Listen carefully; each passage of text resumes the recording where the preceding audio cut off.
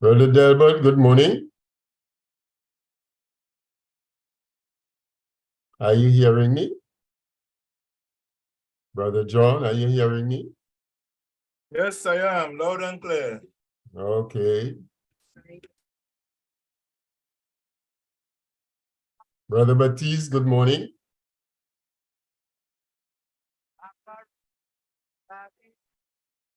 The entire region together in one big fiesta. I did but hearing you. Brother Baptiste, are you hearing me?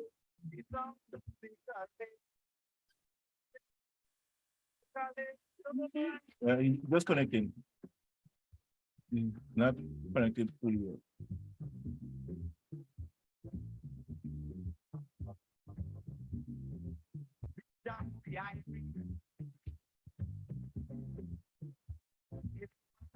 So feel free for the other people on the Caribbean.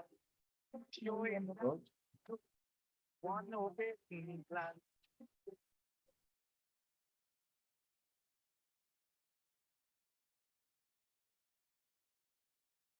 We jam to the sound of the Caribbean. You can look.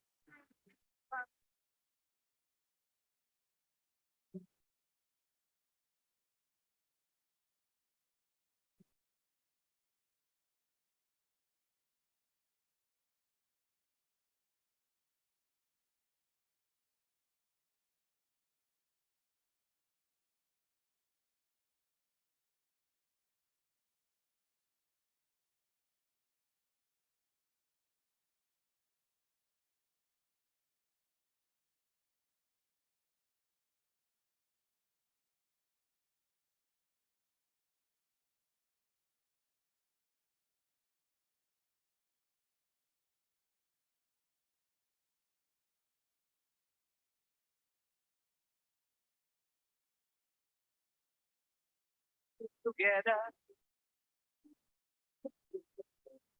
So should every leader, for we are one people, one destination. So let us move on without hesitation.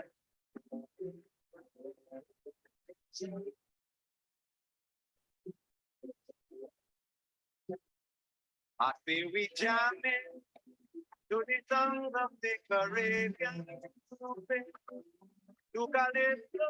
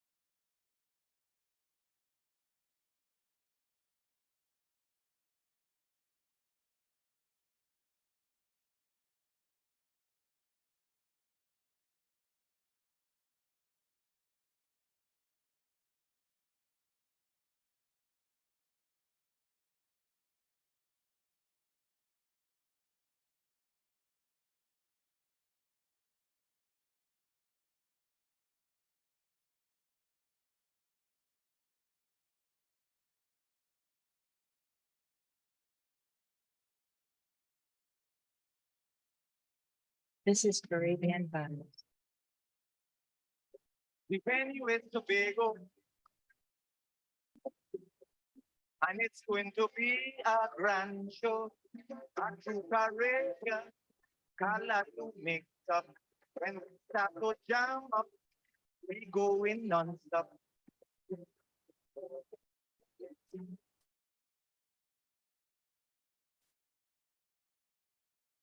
I say we jamming to the sound of the Caribbean, we grooving to Calypso.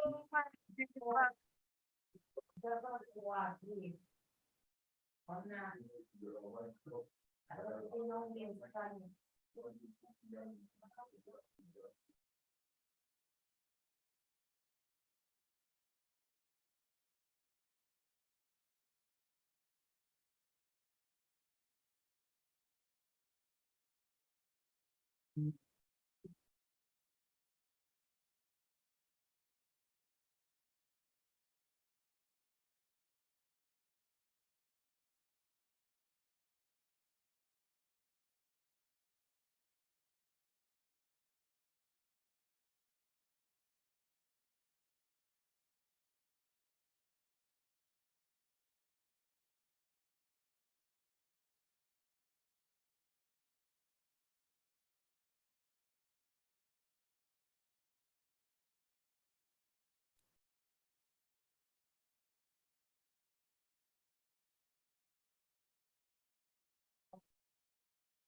morning, sir. Good morning. Good morning, comrade.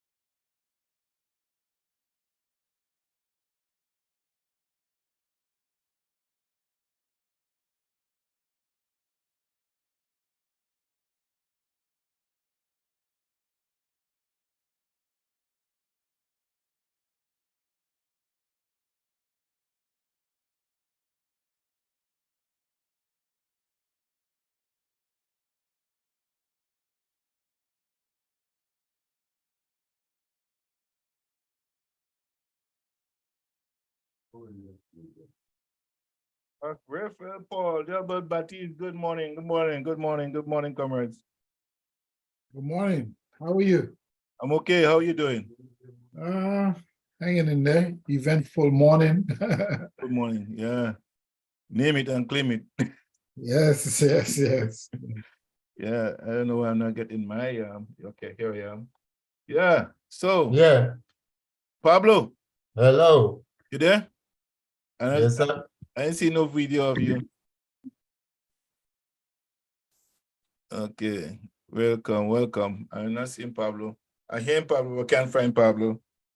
Good morning, comrade. How are you doing? Good, good, good. How are Event. you, Pablo? Good morning. Here he is. Here he is. All right, nice. I'm not so sure if he's hearing us. Yeah, Pablo is muted. Yes, I'm muted. I was muted. Yes, you're hearing me now. Yes. Good no, morning, Yes, good you're morning, hearing comrade. me. How are you doing? Yes, I am doing good. I'm doing good. You guys you- always show me up with this amazing background. You know, I have my mundane background. I have to compete with this. Look at this. Look at this. Yes, it's on your it's on your phone. Mhm, Your phone mhm. too, eh? Yeah, mhm. I'm on the computer now, so I got to figure out this whole thing. Yeah, I will show you. I will Mhm. show you how to do that. That's easy. Yep. That tutorial class, I'll do that. Yes, I definitely. Mhm. Last night I was telling, I actually got stuck doing something, and I had to call my daughter to help me out. And she says, "Dad, okay, 2024, please take a computer class."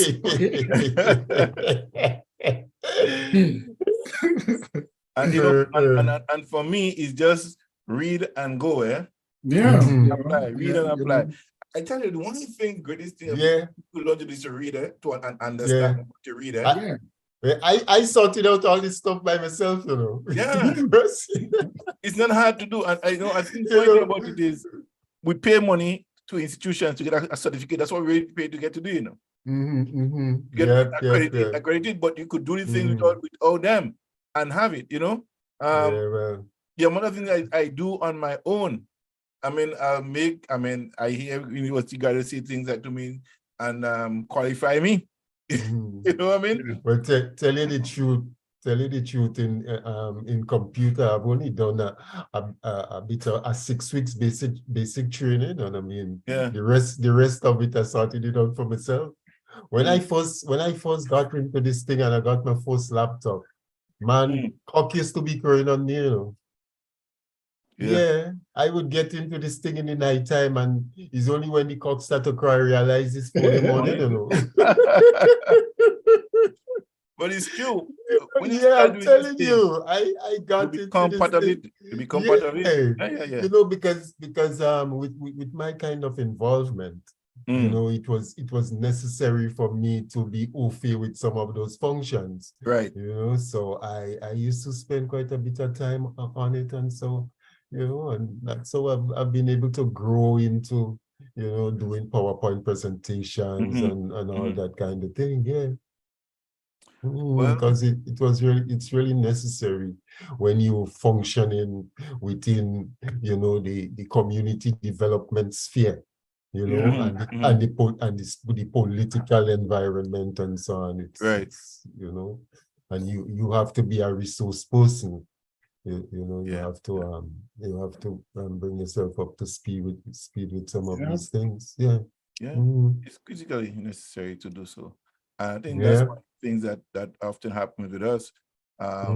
We could become more qualified faster if they remove all these barriers. You know, there's a teacher in the States. I think I can't remember the book right now, but he wrote a book, and his class was just failing, and he asked every student in the class what they're interested in, and you know, the class, everybody chose what they wanted to do, and they went and gather information to do a presentation as part of the thesis for school, and all of them passed. And the guy said, I will send you guys when I get it again, the video. He passed everyone, and I think something about the dominus dung, how the school education system dominus dung, and not allowing people to go to become who they are or what they want them to be, kind of thing. So he wrote a book about it. I think it's a book called Dominus Dung. Yeah. You know who told me about a similar experience? Boss. You remember Boss? Yes. The principal at McDonald College? Alexander? Yes. Yeah. He told me about a similar experience he had with some students who were struggling. And he couldn't understand why, because these guys did very well in primary school to get there. And all of a sudden they were struggling. And then he realized that he had to try and figure out what they were interested in, but also try to figure out what was happening with them outside of the classroom that was affecting their performance in the classroom. And he said there was this one kid in particular who was always late. And I mean, those days you still get your 4 strokes if you're late, if you can't mouth off like somebody like me. But there was this one kid who was late every day and he couldn't understand it. Okay. And he said one weekend he just took the time off to go and visit, you know, and then speak to the parents and get an understanding of what was happening. And when he looked at the amount of chores this kid had to do before come to school, he could get to school in the morning, helping his parents with this and that and the other, and even helping out with younger ones and so forth. He said, there's no way I could punish this kid anymore. So I had to build his education around that. Yes. The kid, in no time, within 3 months, he went from a C student to an A+. Yeah, because see, and that's one thing about school, I find they're not catering to the individual child's need. They go in there to just teach a subject and they go on out of the business, not investigating why is this child doing this? Why is this child doing that? And I think sometimes parents have to pay attention to the children's skill set too, right? Yes. What they're good at. Yes. And she wanted to use Bible and say, train up a child in the way to grow. That is basically locking them in a box in a spiritual sense. But the child has so much more than that. In the sense of saying that more than that, they have a skill that they came with. That did not explode. They are undiscovered. And they go through life undiscovered. And if nobody pointed or pull them out of them and see it and say, you know what, I think John is this. And look at what John is doing. You know, John is doing carpentry. All he's doing is a hammer and nail. Put him up in a technical school where you learn to do it. You know what I mean? Yeah. You see him playing with cars and he's doing cars. Probably you want to be a mechanic. He loves passing by cars. Because sometimes that's the gift he coming to the world. Yeah. I'm going to pass it. John loves fishing. He loves to go on the water. But don't want to own his own boat. You want to own the yacht. You want to be, you know what I mean? So we have to start looking at children for what they watch them. What are they doing? Germany is really good at that. The Northern Europeans in general, they very early, they give their kids an opportunity to figure out what they want to do, and then by the time they're out of junior high school, they begin to send them into specialized schools. You know, you still have to do the academics, but you get in also, you know, if it's auto mechanical, any kind of discipline, you begin to get an introduction into that. So, hey, and they probably have the most productive workers in the world, you know. Yeah. Well, you guys grew up in Grenada, and you know the culture surrounding our mindset as it relates to education. Education is supposed to provide you with the academic qualification that enables you to get a good job out there, a good high-paying job where you work until you reach to retirement and you get whatever package that you go home with, and so on and so forth.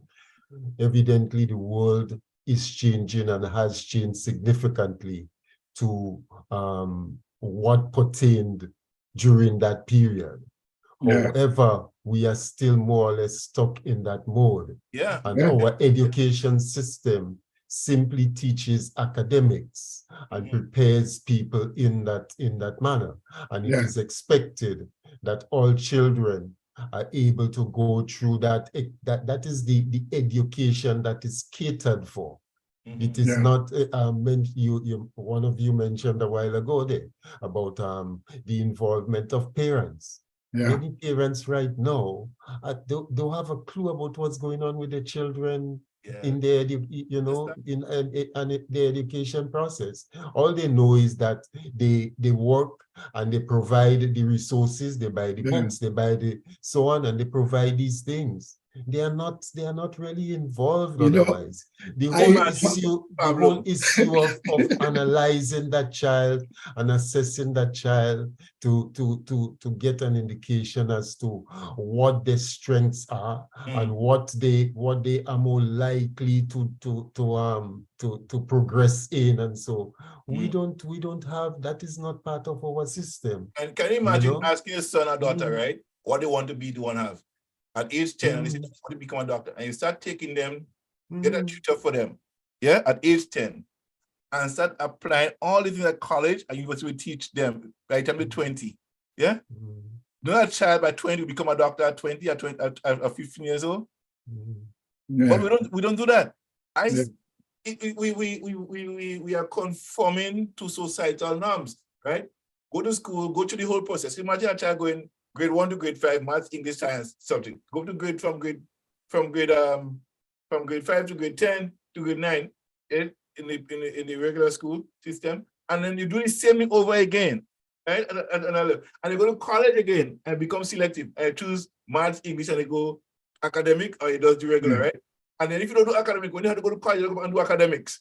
go into university. But the problem that Pablo just touched, it's real, right? Because I remember this principal, and listen, I have so much respect for this guy. This guy educated so many people, not just as a principal, but he was a stalwart in the Chantemelle community. And I remember him, he had this thing that he asked almost every day he taught the class. He would ask us what we would want to become when we grow up. But we were only allowed to say about 3 or 4 things. There was a teacher, a lawyer, a doctor, or a priest. Those are all we were allowed to. Okay, that's it. Wow. So I remember there was an oil spill somewhere up in Canada or the US. I can't remember which one. But anyway, at the time, my sister used to be sending me the Newsweek and Time magazine every weekly, so I'm getting them. And that week, the cover was about the oil spill, and I read it. And for the first time, I saw the term microbiologist. I didn't really understand what the microbiologist did. So I decided, I'm going to hit him with that the next time. I got my good 4 strokes, Pablo, for saying you want to be a microbiologist. for going, Wow. going. For going outside of the norm. Yes, I went outside of the lane and I couldn't explain what a microbiologist was. But you know, so and it's funny how sometimes how things are in children, because my brother, I remember when he first met my daughter, I think she was about 3.5, 4 years old. And they had come over for dinner. He was there. My sister Norma had been, everybody had been to the house. And my daughter is 3.5, 4 years old, but she's acting all grown. And when it was time to set the table, it was for Thanksgiving. She wanted to set the table because I had taught her, but I don't know if she really remembered. The child remembered. And she's going about and she's doing it and she's telling him what to do. And then he switched something on and told her, no, Tally, the glass doesn't go there. And she's arguing with him. She starts an argument. She's not going to back down because Daddy said that's what it's have to be. And he came to me later and he said, listen, bro, you save some money because she's going to law school. She's not going to, you know. And then she wants to know, what is a lawyer, Daddy? Explained it to her. She said, oh, that seems pretty good. Then Tally got into a specialized junior high school. And the assistant principal was a lawyer, an attorney, and professor at Rutgers University. And he had kind of gotten burnt out as a professor. So he took this job as assistant principal of this school. Everybody need that little time off, you know. Mm-hmm. So he introduced this class now, legal studies, which was not part of the curriculum. And the child picked it up like you could not believe. Every evening she's coming home and what the Constitution says and what is, even to the point I remember where she was arguing when I tell her, Tally, you can't do this. Or no, Tally would tell me, I think that is violating my constitutional rights. Right. And I'm saying all this to say, this week, she's a year from graduating, 1 year from graduating, doing political science and sociology. 1 year from graduating, this week, she received a full scholarship to go to law school at the University of Maryland. Okay. So she's, you know, stuck with that lawyer thing, and that's what she wants to do. She wants to do constitutional law and then get into politics. So, you know, we have to help them, but that's not the only route. I knew this guy that grew up with us in class, and this guy was an artist extraordinary. He can look at you for 5 minutes and draw anything. And he was not academically inclined.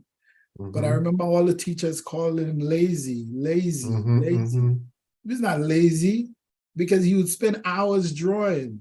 And later on, he immigrated to the States and he lives there. And the guy is making a very, very, very good living, doing exactly what he loved, you know. So, right, you know, but and given our skills gap in Grenada, okay, and not just Grenada, the Caribbean, yeah, we have to look for the specialized high schools that's going to begin not necessarily to push anybody into specific areas, but to begin to open up their mind, okay?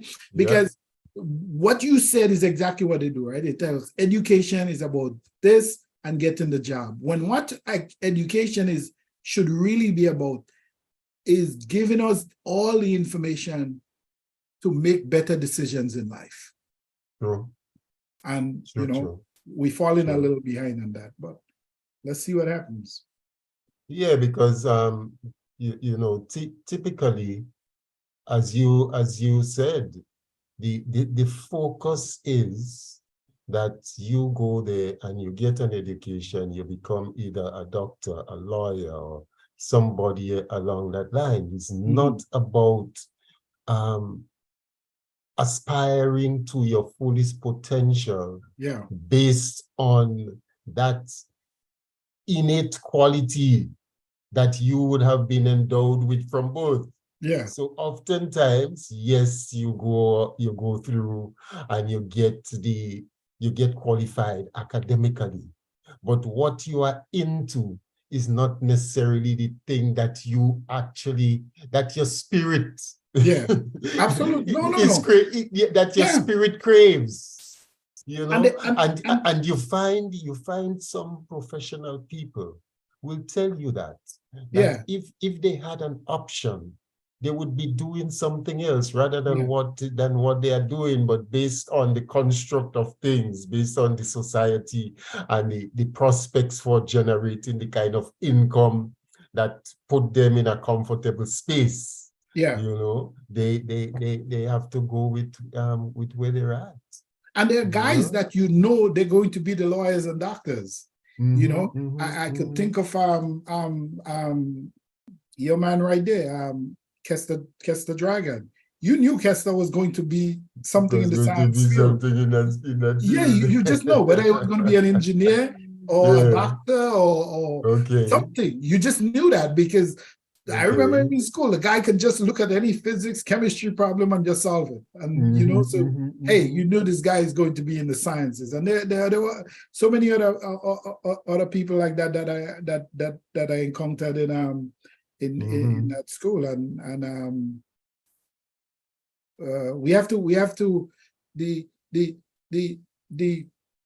globalization has changed the world that we live in.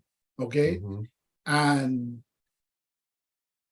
we can't be educating people like how we educated them 40, 50 years ago. That orientation have to change. I mean, I was having a conversation with my cousin this week, Michael Baptiste, and we were talking about something about Grenada. And I made a reference to in the United States. And he said, no, this is a Grenada problem. I said, but that's not a Grenada problem, because Grenada, and it was about food security.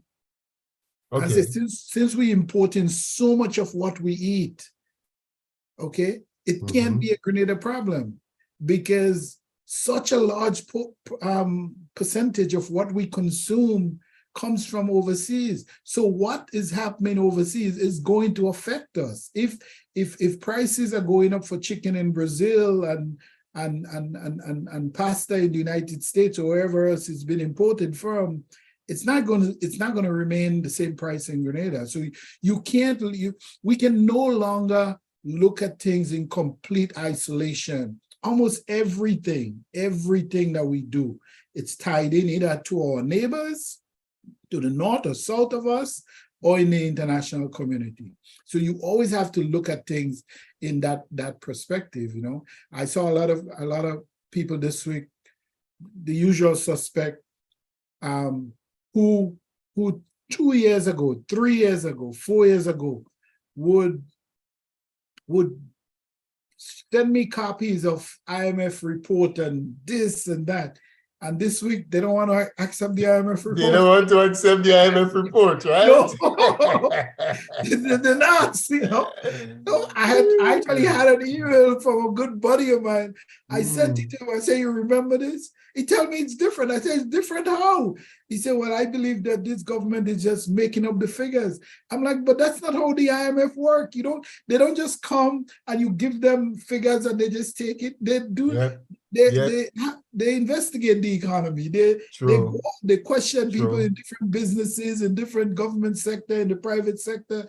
These people know what they are doing. You listen, I'm not a huge fan of the IMF, but that doesn't mean that they don't know what they're doing, you know? Yeah, but they are professionals. Of course. The thing about it is the concern and the issue that we progressive thinking people have with the IMF and the World Bank, yes, is the unfair treatment, right, and the uneven balance, that uneven scale of doing the kind of business with countries like ours as against the more developed countries. Yes, of course. And I mean, it raises the question: what is it if somebody is in a deficient and challenging condition okay, why would you give them more stringent conditions in terms of relating to the financial assistance that you give to them? Yeah. You give them more stringent conditions than people who are in a good position and able to pay? Yes. So you telling me that in the general hospital, the people who can afford it and have the means, they should be allowed to go free or pay very little, and the people who are struggling, so that you should charge them more? Because essentially that's what the IMF and the World Bank is doing. Absolutely. You know, and Absolutely. these are the issues that we already have with these institutions. It's not that they are of no value, you know. One is not dismissing them because they are economic professionals and so, and they assist in providing the kind of professional analysis and overview and so on, and in putting, you know, proper structures and systems in place so that you can manage your economy in a sensible way, you know, that you can have positive outcomes. But hold on. This is the largest drop we have had in unemployment in our history in that period of time. It beat the revolutionary period. Okay.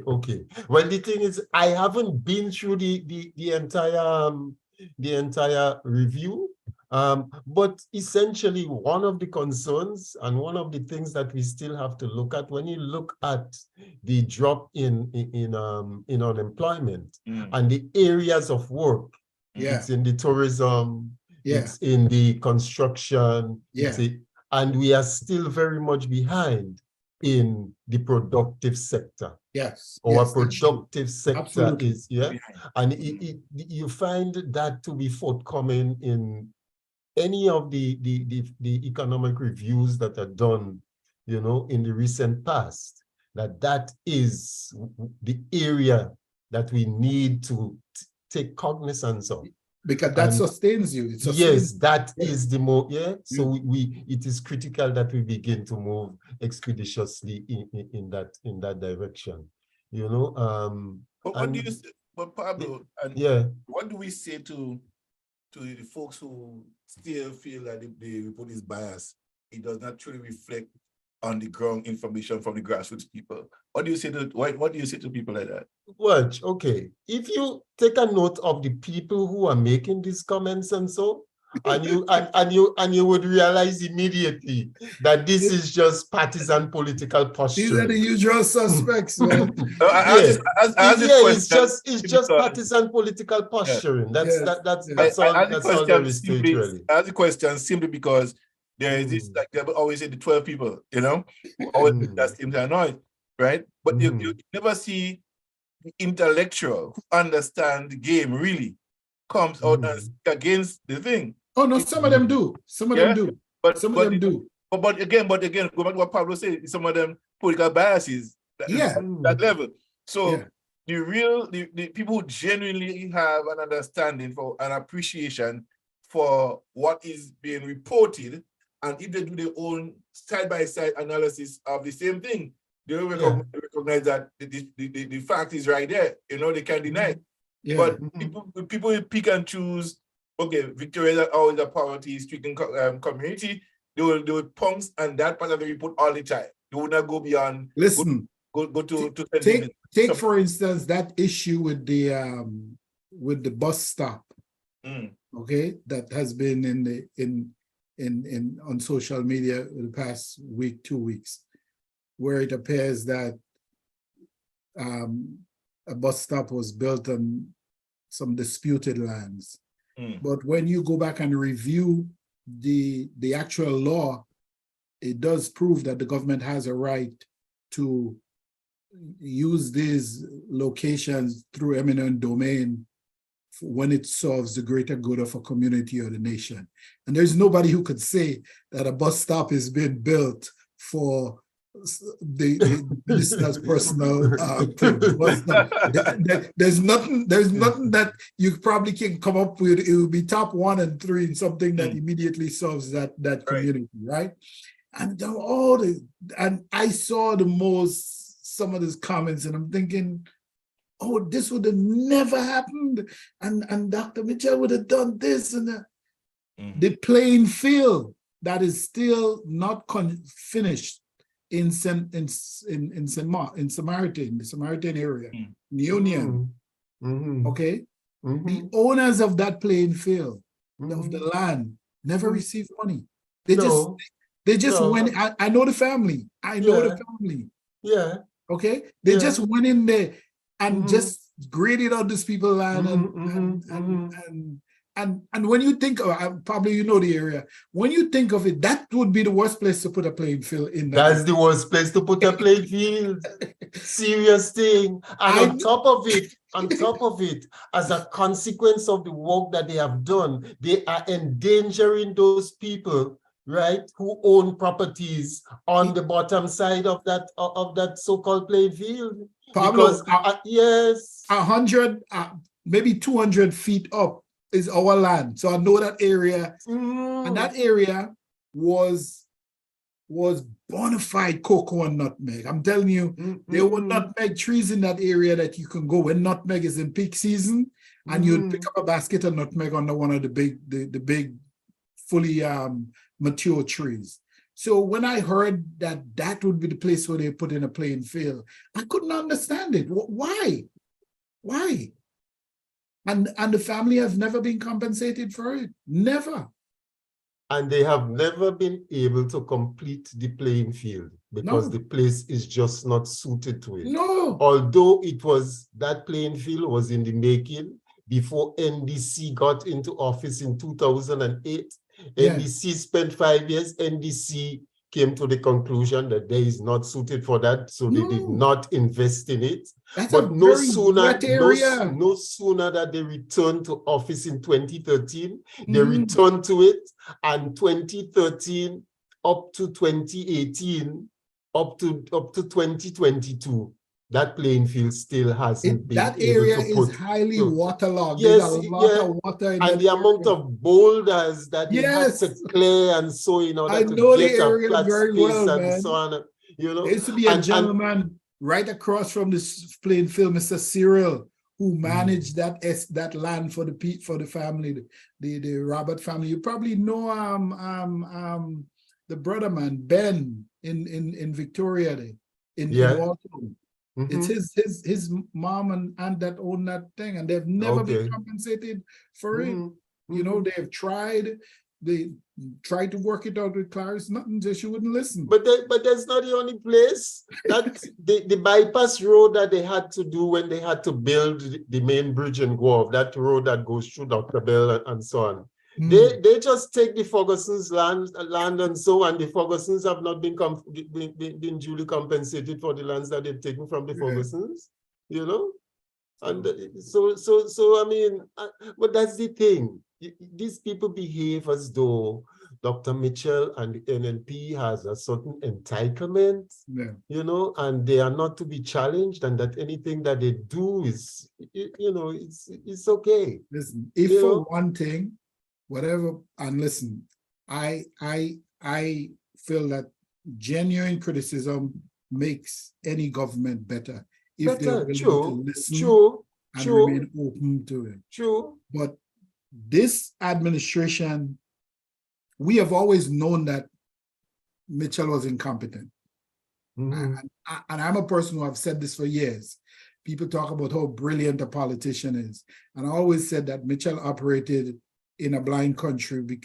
He succeeded in a blind country because he was the only person with one eye. There was nobody that really challenged him politically during his time. So he had a free run.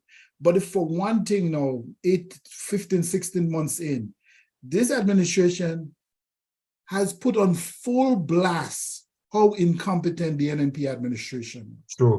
Because here you have a young administration who is feeling their way through things, trying to make sure they get everything right. Almost you can see them second guessing themselves on every decision they're making, and they're still making all this progress. Okay. And no whiff of official corruption. Nobody bringing in car on the boat and selling it. Nobody doing all the stuff we used to hear. So I don't know. The last time I was down there, I was in St. George's. I came into St. George's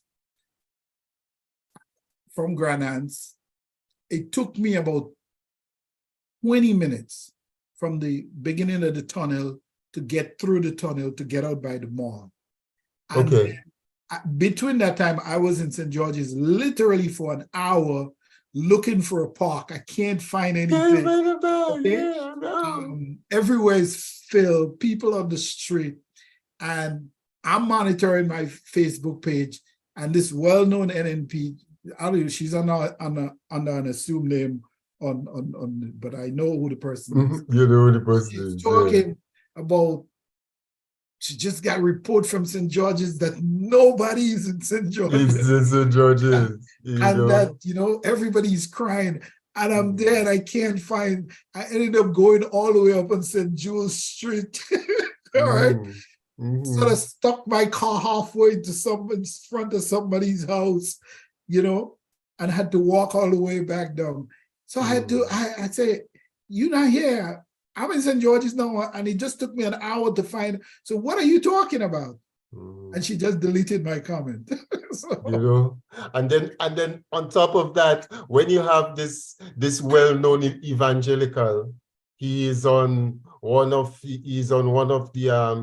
an interview with one of the top journalists in the land, and he claims that he has never experienced more victimization in the country than what is being experienced under this present administration. Is the worst he's ever experienced in terms of victimization of people in this country. Yeah.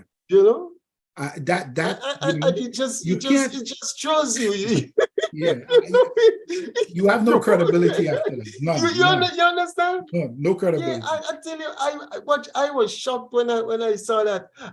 But it's coming up on 9 minutes. On my 9 minutes to the hour now, 8 minutes to the hour now, and we're expecting a guest to be joining us at the top of the hour.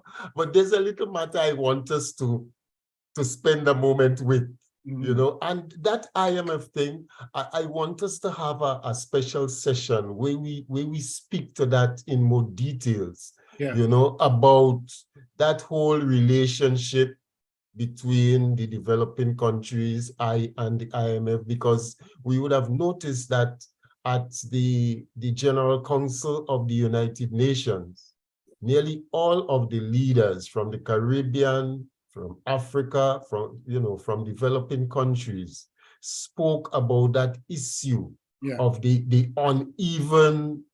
unevenness in which they treat with the developing countries as against those developed countries, and the preferential treatment that is given to the developed countries as against those developing countries, and so. And and the whole, and we need to put these things, because right now I think there need to be a greater bonding. We need to return to that. It's something that would have started back then in the progressive era. That Pan-African relationship, that Pan-African entity, we need to return to that kind of conversation. Listen, and put that in that context. Michael Manley was speaking about this 50 years ago. Yep. 50 years ago, and that was the reason, one of the main reasons why they went after him. And deliberately destabilize the Jamaican economy. Yes, so I want us to have that conversation, because many of the younger folks coming up now do not have an awareness of what would have transpired. And yes, you hear bits and pieces about the revolution and so on, but that progressive era, that is referred to as the era of the progressives. What was in vogue during those times, and what was the kind of focus, the whole value system, you know, and what we were looking at, what the vision, yeah, what that vision was for small countries like ours, you know, and how this whole the solidarity network that existed between countries like ours and Africa and Latin America. That was a major thing. You know, and how that kind of relationship can factor into putting us in a better position in terms of that overall relationship. I want us to have a special conversation about that. Dear Brother John. Yeah, I was saying, you know what happened in that era to come out of the revolution, coming into revolution, is the mindset of Pan-Africanism was part of the mindset too, right? Not just Grenada, but the region, internationalism, excuse me, of the Grenada revolution. The thought process wasn't just internal, but was external factors, and how best could pull a draw from everybody in the Caribbean, the greater Africa as a whole, how we could incorporate that to build as a people. And I think that was the bigger focus. And you know, sometimes, a lot of times, I think what is not given the fact is the condition that existed then for the Grenada Revolution don't really exist now, and the leadership kind of mentality that they had doesn't really exist now, right? Yeah. And people think as because we're young, and we're young now at 42, right? We was young at 21 and 18 years old, yeah, and 33. Yeah. And now we're saying that we're young now, but and we feel that youngness will transpire into change in how the revolution change. But it doesn't really happen that way. There's a different construct, a different kind of a mentality, a different kind of society. The dispensation is different. So you have to go with what is now and think how you can make it better. Yeah, and not return to what was. I thought you were going somewhere else with this, because I read a post by somebody this week who I follow on Facebook. Young, I have to call her young because that's how she identifies herself. Yeah, you know, but she's about 44, 45 years old, and she considers herself to be part of the youthful generation, you know. And I had to chuckle a little bit about it, because I'm saying in our days, you know, I don't think there was any senior member of the government who was that age. Maybe the only, I don't know, maybe the oldest person. Bain and H.A.? H.A. was the oldest person at 39. Okay. Think about that. And Norris Bain was probably in his 40s. Yeah. Okay. So the youth leaders like us were 16 and 17. So it's kind of funny. The majority of that leadership were in the 20s. In the 20s, yeah, you know. And March 1379, Moise was 33 years old. And listen, if you were because I knew when you looked at the average age of the CC, I think it was like 27 years old or 28 or something like that. No. It may have been more like about 25. Yeah, it was 26. Yes. You consider them men old men already? Yes. Looking back now. No, when the revolution happened in 1983, in 1979. Yeah, it was 21, 22. Yeah, they could have been 20, 22, 21, 22. Just 2022 in April. Yeah. Moise was 2024. Yeah. So think about it. They could have been 21, 22. So you would have Osu and those guys would have been in the mid-20s at the time. Yeah. So the fact that those men was so far advanced then, the thinking and the level of leadership that they had. Yeah. And thinking about this, a lot of people don't realize, and I really knew today a number of stuff that have been said. But if you think about those things, there will not be people to take no nonsense from nobody, even Fidel Castro. You understand? Okay. Not people to take no nonsense. Well, as far as I recall, Headache from Sinsin School didn't take no nonsense from nobody, you know. I'm telling you. So, I am telling you. The whole notion, They didn't take no nonsense from nobody from Simpson School. the whole notion of those men being extra, okay, that the fact that they refuse to take and understand where they came from, what they did, their mechanism of operation at the time, what they constructed, what they built. We can tell them how to do it again. They did just draw them. And those guys could debate whatever the issue is. Exactly. They could have an intellectual discussion, an intelligent discussion about it. My best moment with Headache was, I think it was 1981, and that weekend I was the political Commissaire chief for Region 3. And we were visiting a couple of camps, and he met him in Guave. Visited the camp in Guave, then we went to Sotes, and then we went to Paul's. And when we went to Paul's, some of the guys were complaining. I think the fridge was broken. They complained that the bread wasn't getting there on time for dinner, whatever. That was Hudson George camp, Yeah, it was. But I think he had already left. And I had been with other senior officers visiting, and I had seen men pacify them and say, okay, when I get back down St. George's, I'm going to take care of this. And Headache just look at this guy straight in the face and he say, comrades, you guys are soldiers. You're a mile away from a government estate. Go get some green fig, go get some breadfruit, get something and make your own thing. Don't expect to just receive bags and bags of bread from the prison. And I remember some of them were stunned by his reaction, his response.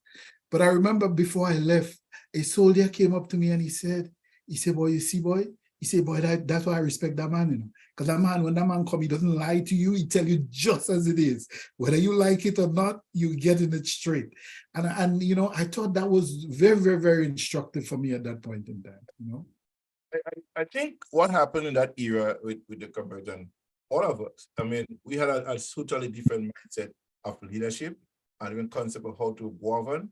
And I think that's one of the things that's lacking today, governance. And we will always make the point here that if you compare the two governments in office at any given time, NDC would always account for better governance than the NMP government, right?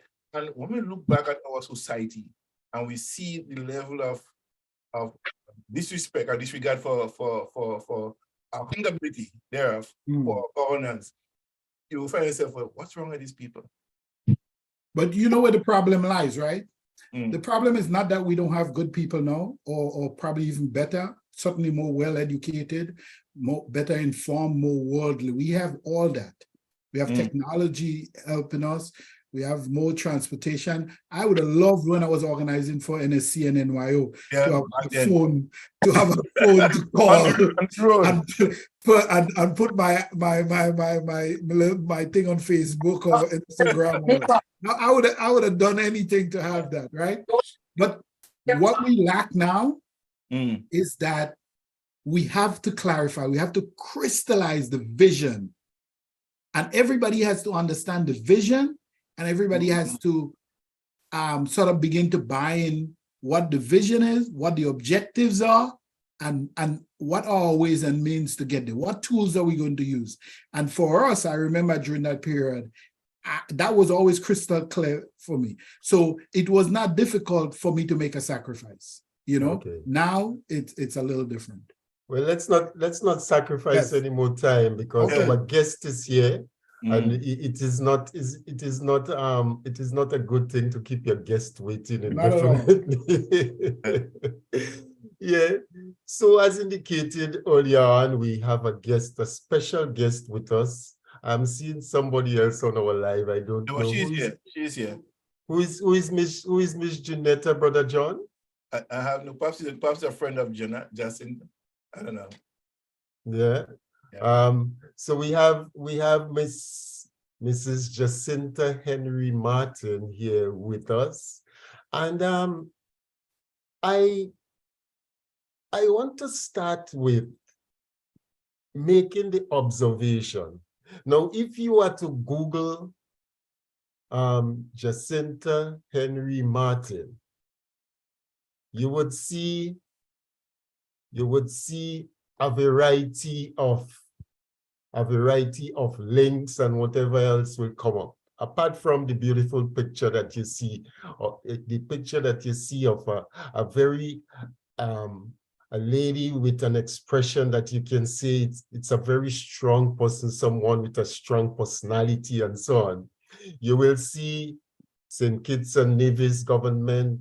There's a link there. You will see a LinkedIn link. You'll see the Harvard Club of Washington. You know, you'll see a YouTube link. You see WIC News. You'll see Times Caribbean Online. You'll see SKN Newsline, you know, and so on. But if you put in Raphael Paul, you're not going to get all of that. So, Miss Jacinta Henry Martin, can you please introduce yourself to our viewing audience and tell us who actually is Miss Jacinta Henry Martin, that she is such a prominent individual that how do we call it, on the social media and Google and so, that when you put in a name, that these come up in such a prominent, you know, fashion. Yeah, okay. Because definitely if you put in Raphael Paul, you ain't gonna get all of that kind of feedback. Tell us, welcome to GEM FM. Welcome to GEM FM. And because GEM FM is that platform run by this gentleman that you see at the top there with the jacket and the chain around his neck, John Caliste. This is the man that put all of this together, and this is his top sidekick, you know, Brother Delbert Baptiste, always there with Brother John, keeping the GEM FM philosophy alive. So tell us, in a nutshell, because okay, understandably, if we go into all of the details, we might be here until next week.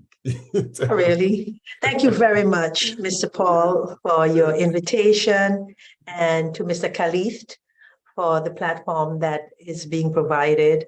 Online, we have a friend of Cheryl's, who I know is a friend of Mr. Paul. She has joined to, I think Cheryl told her about it, and so she has joined us simply to look. I'm Jacinta Henry Martin. I usually tell people I'm Jacinta without the A.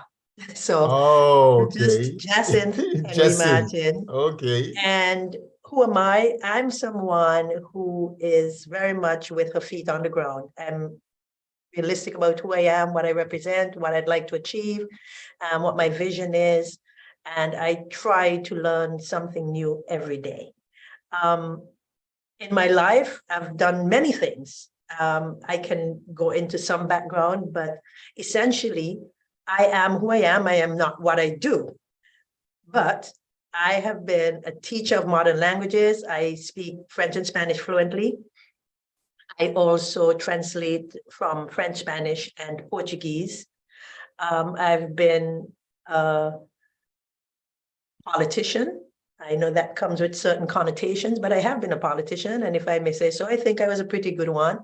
I was the first female to win a seat, to be elected on a Labour Party ticket, and I did so as a first-time candidate under the age of 40 by beating the leader of the opposition in a constituency that had never been won by the Labour Party before, and which has not been won since.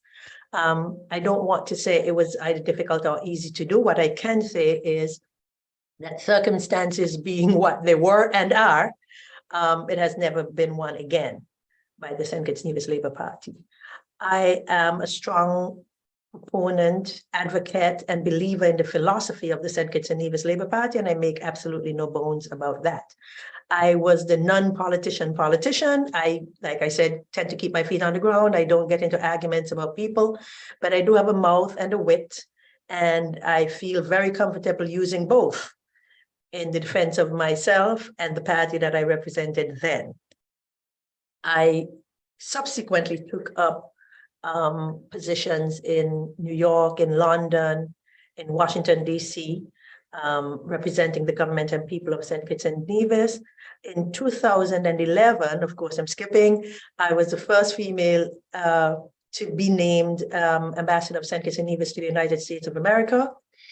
In 2015, I joined a former colleague who had been elected as the Assistant Secretary General of the OAS, and I worked at that international organization for 8 years until I responded to the call after much deliberation to return to the service of St. Kitts and Nevis as ambassador in July of this year.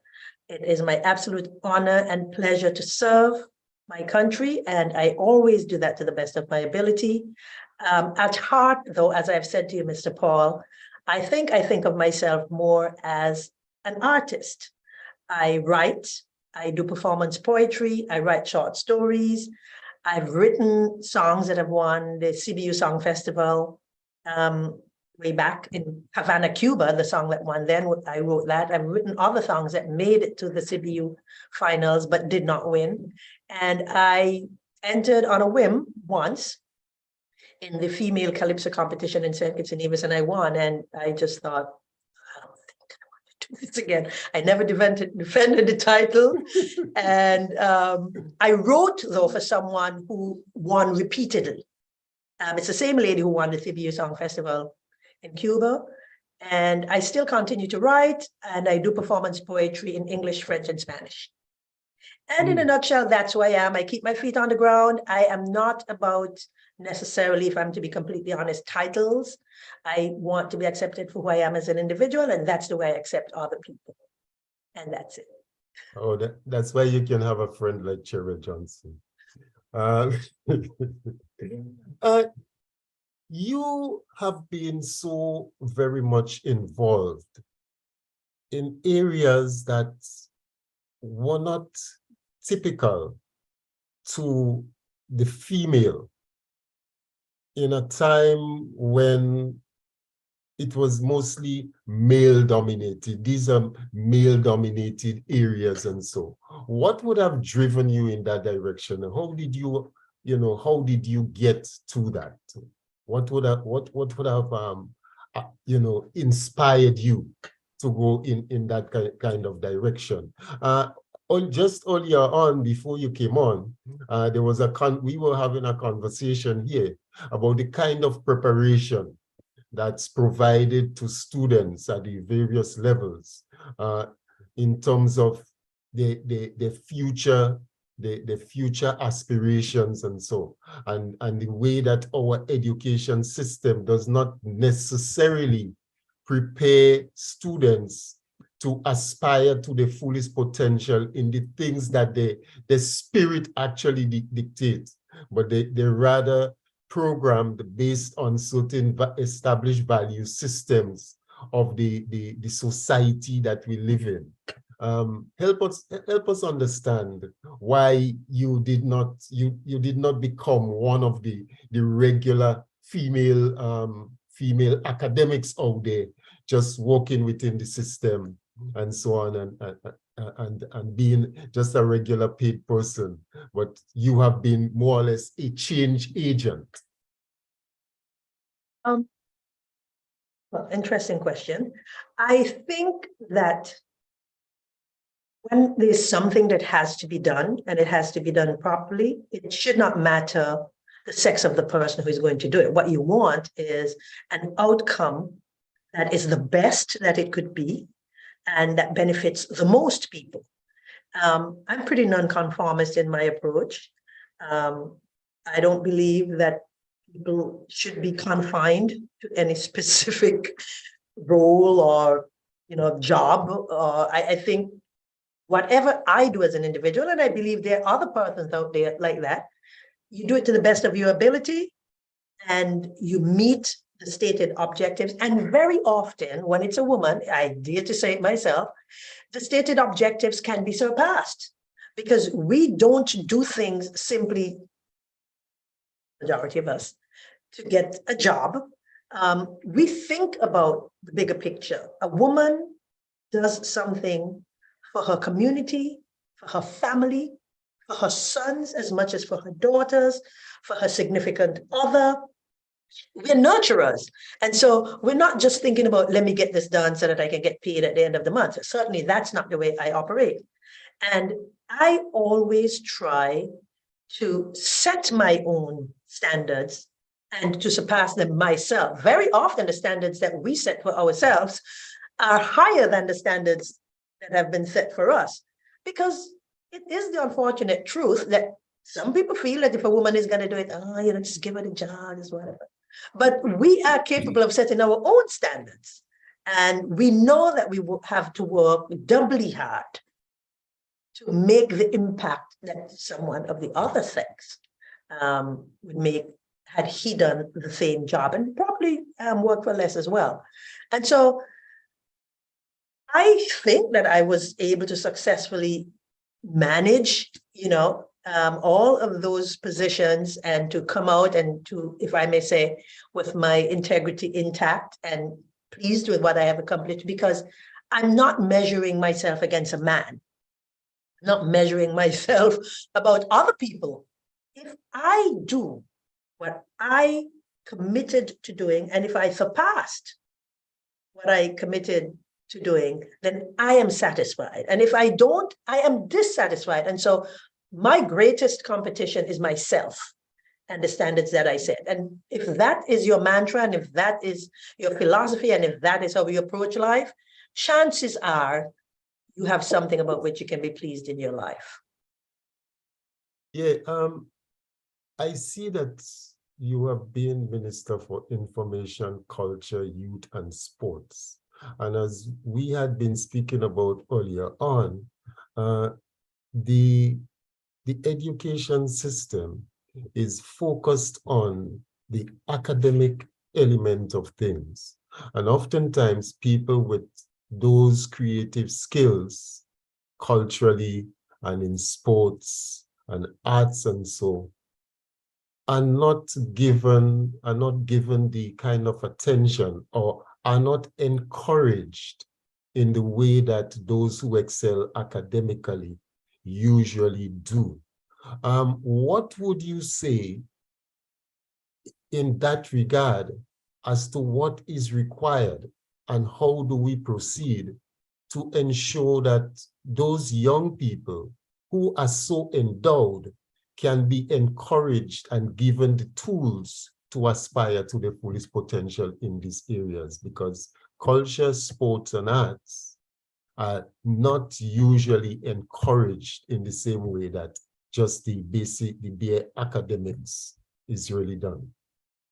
I don't propose to have all the answers. And so this is not going to be a recommendation as much as it's going to be an opinion. Yes.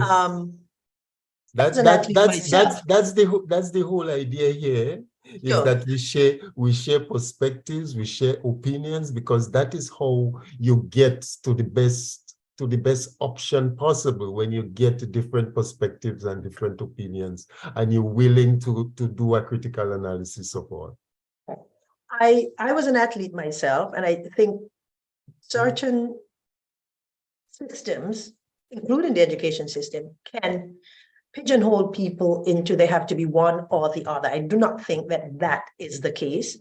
I believe that people should, young people especially, whose minds are developing and who really have a capacity that we don't give them credit for, to learn many things across the board, they should be exposed to all of those things. And when I say all, I mean sports, I mean craftsmanship, being artistic in whatever way. It could be performing arts, plastic arts, it could be, people, gastronomy and culinary arts, it could be the range. I also believe, and this is where sometimes people don't agree with me, that we should be exposing our students at the very youngest age to languages. Okay. When young people are afforded an opportunity of exposure. They find something in themselves that is very often latent. They don't even know they have the capacity, but the exposure opens their eyes to what is possible. And it also says to them that it's not for everybody else, because sometimes we think that something is for, oh, they can do it because they live in the US, or they can do it because they're different culture, you know, different background. That I had the opportunity about a week and a half, 2 weeks ago, to speak to some students who I was able, by invitation when I was at the OS, to encourage the school to participate in something called the Model OS program. The students were here. I invited them to the embassy. High school students, you know, ages probably 14, 15. And that's one of the things I stressed. When you are good, when you set high standards in whatever field of endeavor, whether it's the arts or a mix of everything, when you are good, you are to be good wherever you are. And so we have to set certain standards in our countries where we tell people, you're not competing with the person in the class with you. You are competing with good people across the world. Yeah. And if you combine all of those possible attributes that we can give to our kids, learn this, learn that. These are things that build your competitive position across the world. If you're a great doctor and you speak French, you can have your patients speak English and who speak French. In fact, you can go to another country. Of course, you have to pass their boards and everything, but you already have 2 languages. I was explaining that because in an international organization, such as the Organization of American States where I work, you have to master at least 2 languages to compete against your fellow citizens of the Americas for a job. So you may be a great economist and you may be applying to do a job that has to do with economics. But the person who is a great economist who speaks more than 1 language will get the job over another economist who may be equally great, maybe less great. The person does not speak. You have to master at least 2 of the 4 official languages. I also think that the scope of exposure, when you're a great artist, it enhances your capacity to deal with life, to deal with your profession, whatever it is. You have a great avenue for broadening your network. So it's a life attribute. It's not just about you being a great artist. If you're a great artist and you play the saxophone, but in your day job, you are a diplomat, that opens avenues for you to meet and network with other people that chances are you would not have had if you did not play the saxophone. And so the arts complement and feed into other strengths that you may have. And what is not to like about being able to manage some art form? I mean, there's no downfall. I tell people that all the time. The same thing with languages. I say, it's not like if you learn Spanish, you're going to lose English.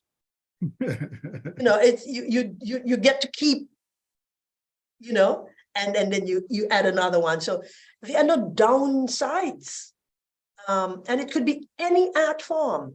So what I'm saying is we need to go for the broadest possible development of our populations. Don't just channel them into one thing blindly. And sometimes we dictate, you're going to be a doctor, you're good at math. You could be good at math and painting. There's nothing wrong with that. You could be good at physics and home economics. There's nothing wrong with that. And so I absolutely, it's beyond that I don't see anything wrong with the exposure. I think that we should inculcate that kind of thing into our school systems and into our children so that they are broad-based individuals who have a grasp of life.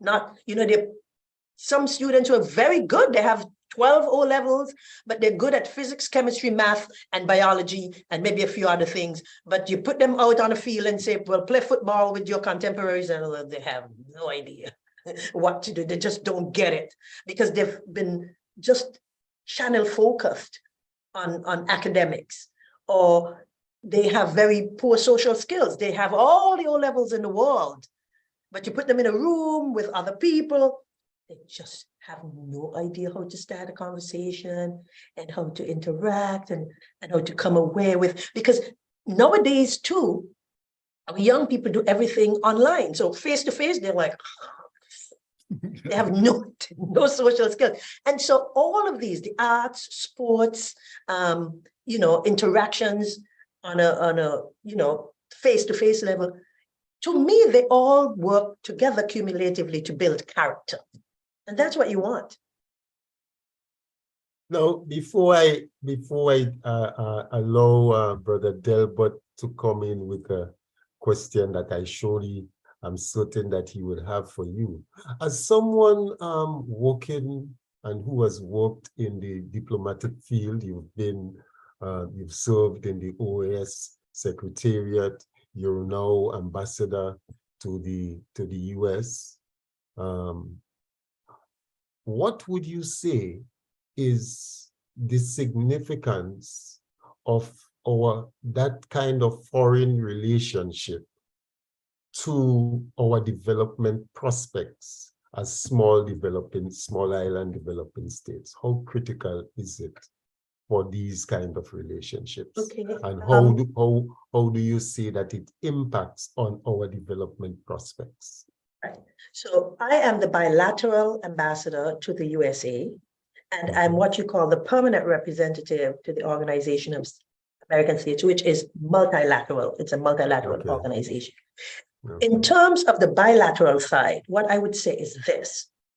As a CARICOM country, as the smallest independent country in the Western Hemisphere, which is St. Kitts and Nevis, we think that we have as much to teach as we have to learn. I am not daunted as the ambassador of the smallest independent country in this hemisphere by the size of any other country. I think that in St. Kitts and Nevis, we are a diplomatic country that has tested and tried its diplomacy over the 40 years of our independence. We have absolutely nothing to be ashamed about when it comes to how we have managed to keep diplomacy as a central platform of our reality. And so we have free and fair elections. We have people who are free to gather, free to express their thoughts, free to vote without fear or favor. And a lot of larger countries can't say that. So even as a small state, we have a lot that we can teach. We are also able, learning from our mistakes, to do a lot more in far shorter time because of our small size and because of our populations.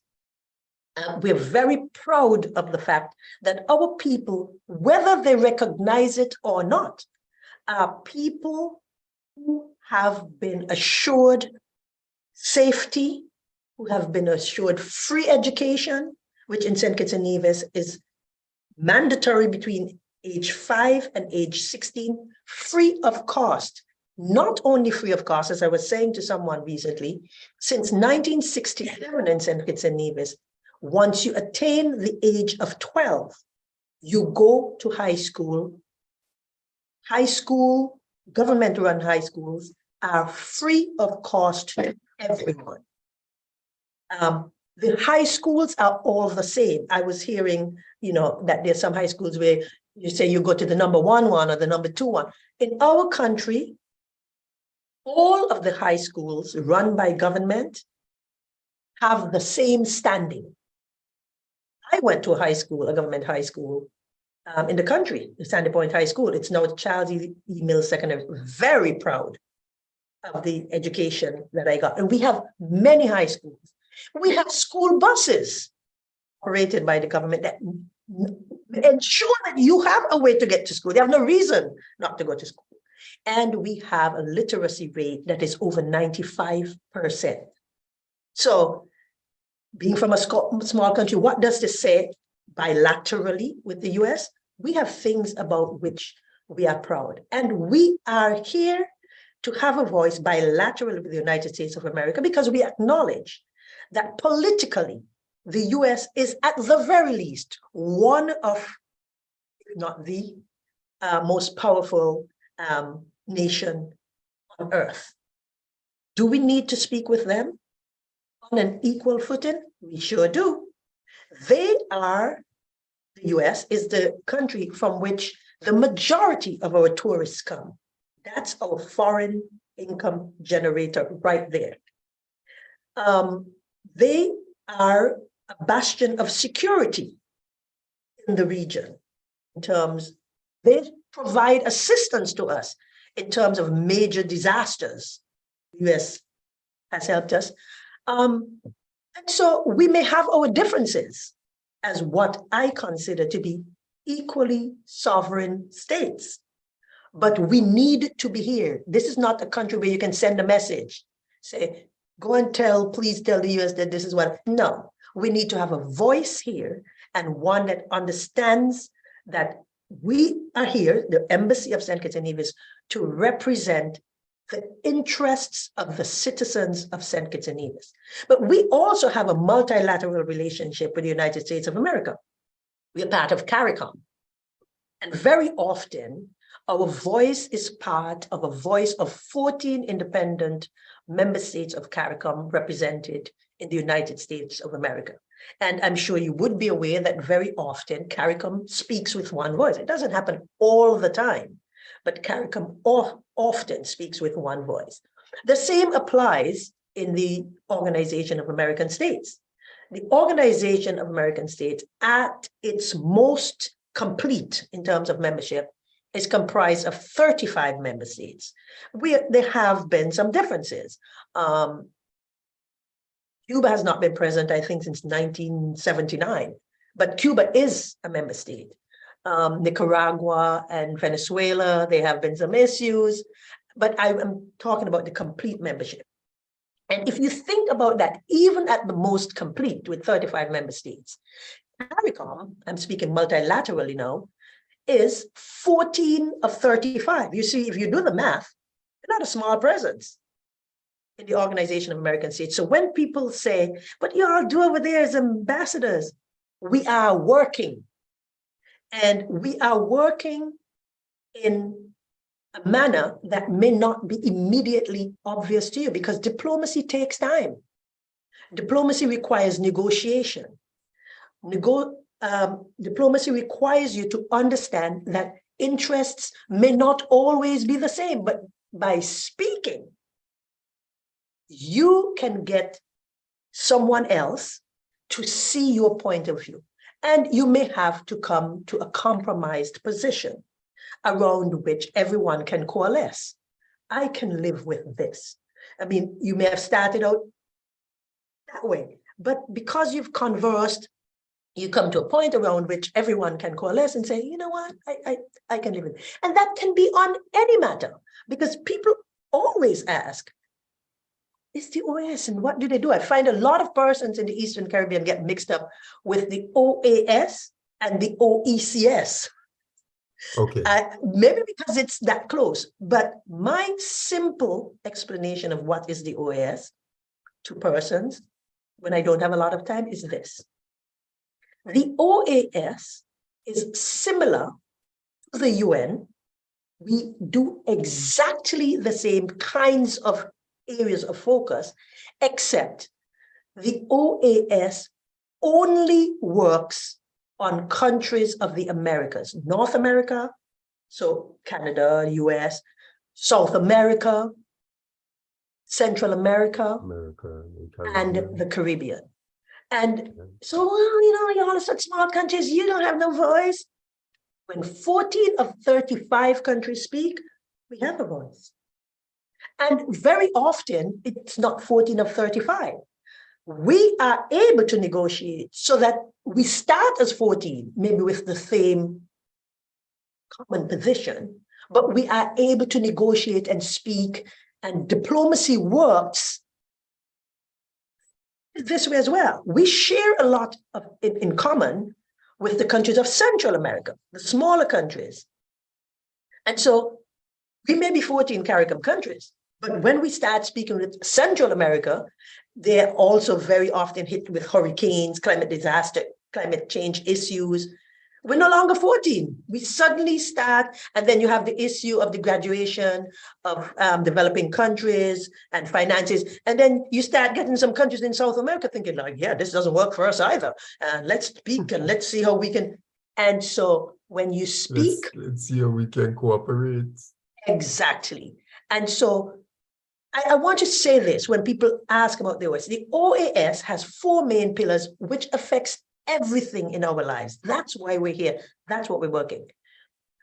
Democracy, human rights, security, and development. Everything falls under that.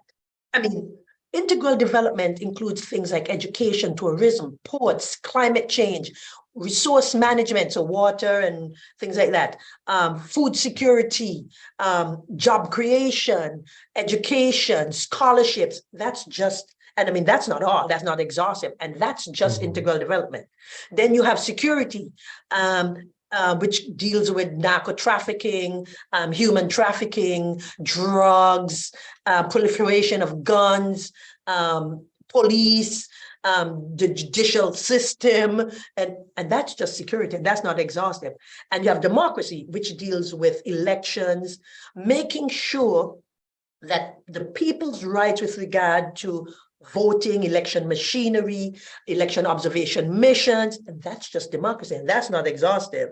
And then you have human rights. Now, for the most part, in the Caribbean, it's not as major an issue as in a lot of other countries where people could be locked up. And, you know, I'm not saying that our systems in the Caribbean are perfect, but certainly we do not have a history of, well, Grenada has its issues, but we do not generally have an issue of governments being overthrown, of, you know, things like that. And so all of these issues are issues treated by the UN, and the same issues treated, except the OAS focuses on the Western Hemisphere, the Americas. Yeah. So that's just a snippet of the work we do. I mean, we have other things that we do. We have our diasporas here that we have to interact with.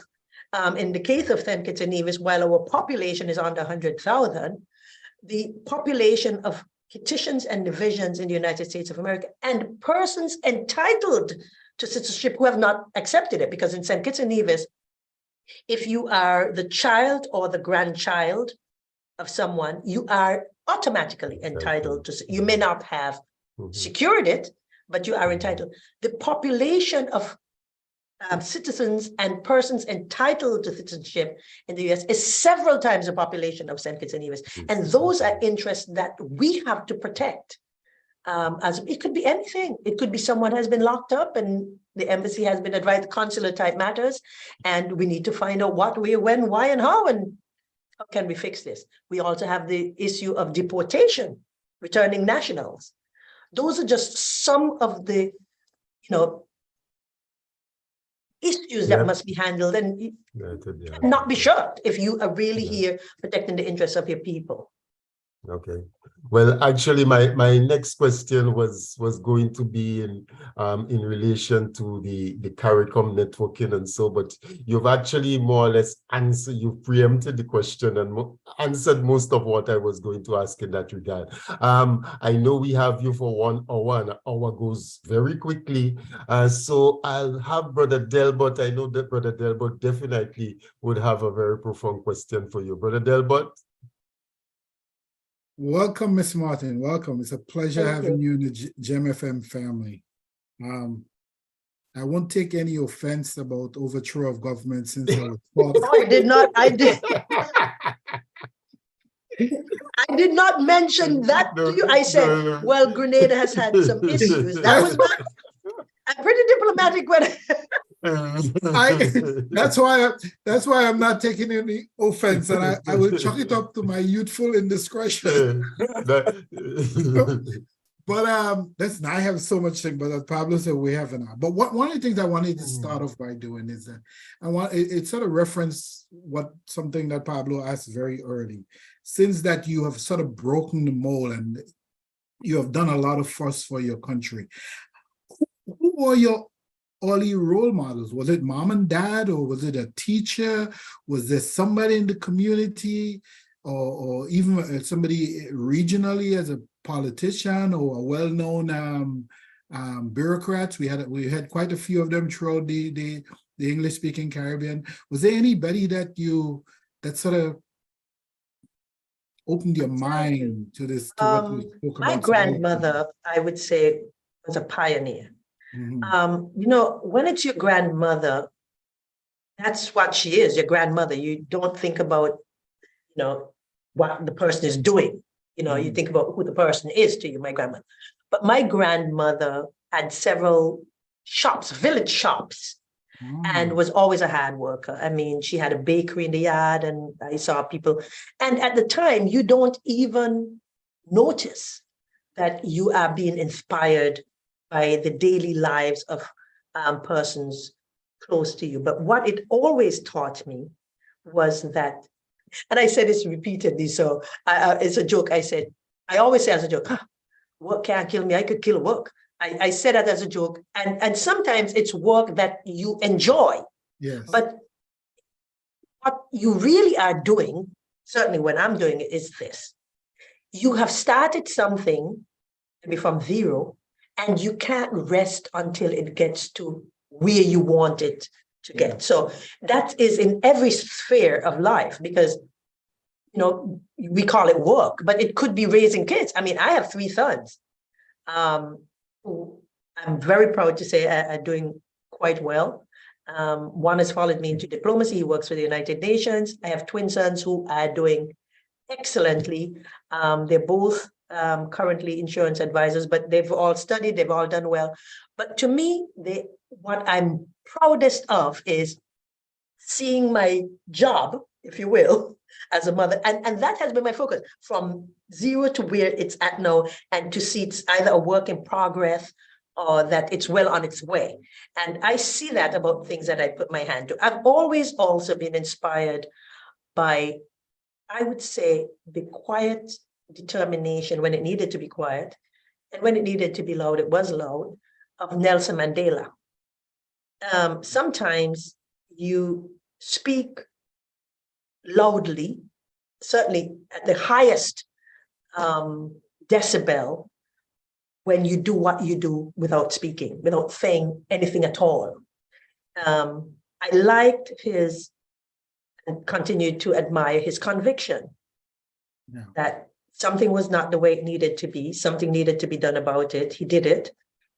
Not everyone agreed with the manner in which he addressed the issue, but he was prepared to stand on the merit of what he believed in. And when it became necessary, to sit in jail, never renouncing the validity, the actual foundational value of what he contributed to a movement that he went on, that was the genesis, if you will, or certainly part of what led to South Africa becoming a state whose president was a Black man. I'm not going to say the issues in South Africa have been resolved, but certainly that issue he fought against saw a Black man who had been imprisoned as a result of that. And things like that impress upon my mind, and impressed upon my mind before, urgency of the now. And the continuum in which our actions must reside. Because when you drop it off, I mean, Nelson Mandela, God bless his soul, is dead. But there are Black people in South Africa today who understand that it is possible for a Black person to be the president. that you can undo that. Yeah. And so I'm inspired by that kind of thing. And certainly, if anybody asks about a world statesman in the last 50 years, his name is top 1, 2, or 3, so I mean, you can't go wrong with that. But one other thing I need to just mention, and that was when I was in sixth form, I read Roots, which of course is said to be autobiographical, so it's supposed to be a true story. And I don't even hear it. It's just, to me, I couldn't put it down. I'm extremely Afrocentric in my outlook. I embrace everybody. I'm not racist. I love people generally. But I believe that if we do not have an understanding of what moves us forward as a people, then we lose sight of where we're trying to go.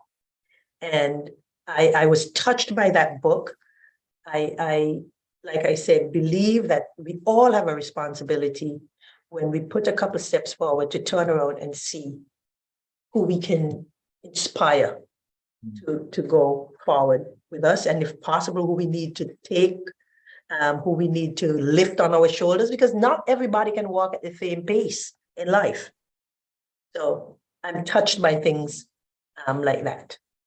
So I have some questions about diplomacy that's probably going to be slightly challenging given its nature. I'm a student of international relations myself and value its importance in our lives. So I come from that school of thought of people from the Caribbean who really understand and appreciate what our ambassadors do and how important they are to the overall development of our country. I have no confidence in CARICOM, so that's we probably part ways a little bit on that. I think it's dead, and we have refused to bury it. But it is the functioning regional organization, it's the leading organization in the Caribbean. So as an ambassador of a Caribbean country, and I'm sure you have regular conversation with other ambassadors in the region, we tend to value very much this relationship with the Western industrialized countries we know who they are. I'm a little disappointed in that we have not sought to develop those same kind of relationship with our brothers and sisters on the continent. What do you think going forward?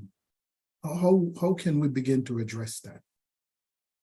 I don't find that challenging because you spoke your mind, I'm going to speak mine. We're here to be candid. I'll tell you this much.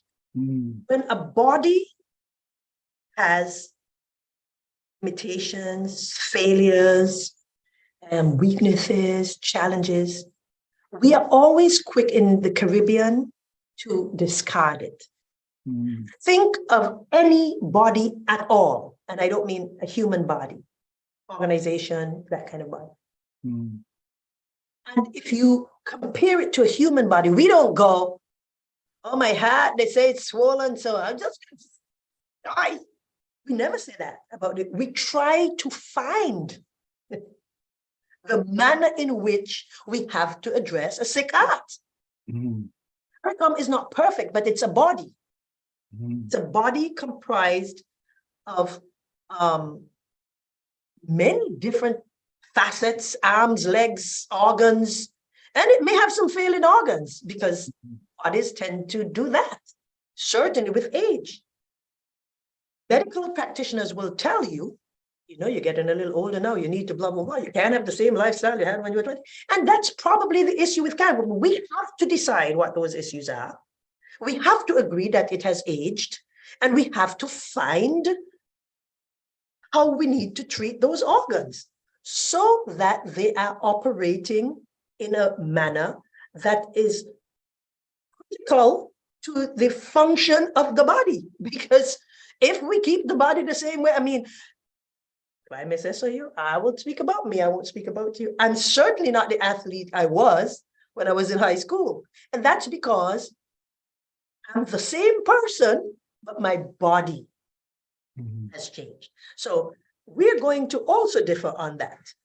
CARICOM, to me, needs to acknowledge its age, its status, that the objectives potentially, I'm not speaking on behalf of my government here, pray tell, this is just Jacinth's opinion, that perhaps the body that started when it first came into being needs to have a check of its organs and the appropriate medicine that would have it operating in a way that is functionally in line with the objectives you want to achieve. The old CARICOM, understand, had objectives that were for them. We have changed as individuals, and the body surrounding CARICOM has changed. To move on from that, I mean, that's my opinion of what we need to do. I think we're too quick to discard things. And I think that we need to treat the body so that all of the different organs get the medicine they need. Maybe it could be new thoughts, it could be innovative, I don't know, because times have changed. That is the people of the Caribbean have changed. The politicians in the Caribbean have changed. Our relationships with other global partners, those have changed. And so we can't keep, the CARICOM and say, it's ain't working no more. So you know what? Let's just do it. And then my question would have to be, and then what? We can't decide we're going to throw it away until we know, then what? Or have we tried everything to fix it? We don't go, it's my daughter, I really love her, she's a good girl, but they say she got glaucoma, so those eyes got to go. We don't say that. So that's that. I have a great relationship as part of the CARICOM caucus here in Washington, D.C. We work well. We appreciate and understand that each country's head has a designated area that he or she covers. Is CARICOM at the headquarters? It's CARICOM in the region? Is CARICOM in Washington, D.C. perfect? Absolutely not. But CARICOM is comprised of individuals and countries made up of individuals. And so we see where the imperfection comes from. Okay. So for those, obviously I'm from Grenada. So for those of us from Grenada, we have had a long sort of storied history with the OAS. In fact, we were the first country in the Caribbean to host an OAS conference. That was 1977. And I remember as a young student, I was in St. George's actually demonstrating against it at the time because we didn't care what Gary came with, we were opposed to it, But you spoke about the OAS role in the area of social justice. And if you have been to any Caribbean island, during any election time, you see their vehicles all over the place, monitoring polling stations and so forth. And I think that's a really good thing. However, the US plays an oversized role in these organizations. And as much as we tend to, and you spoke so eloquently about that, sort of form blocks of nation to sort of navigate and push your agenda, it's usually difficult in this organization. And I'm saying this to ask, given the challenges that the United States face now with the whole question of free and fair election and the challenges that we're going to see next year with the introduction of ChatGPT and AI, basically, where so many things are going to be manipulated. the last survey I saw is that almost 60% of the American population do not trust election results one way or the other. What role does the OAS have? Because if that was happening in Venezuela or Cuba, we would hear about it. If it was happening in Grenada or St. Lucia, they would be criticized. The OAS Secretariat would be calling us to task on it. Will the OAS Secretariat and its other member nation be able to call out the US on its we're almost on a slow march to 1930s America, 1930s Germany, fascism, you know? So that's troubling for me as a Caribbean person living in America. I in the previous Trump administration, I decided I couldn't live under the man. So I just left and stayed the 3.5 years in the Caribbean. Now it's even worse. How do you think you one as a Caribbean diplomat working to protect our interests in the Caribbean, and then within the OAS structure, how are you guys planning on navigating that? By the way, your colleague, who is now the Grenada's ambassador to the US, and I think also to the OAS, was my former boss. Okay. Both myself and John. I've met Ambassador Talley. Yeah, we actually presented credentials my second time around. Yeah. His first time on the same day to the United States of America.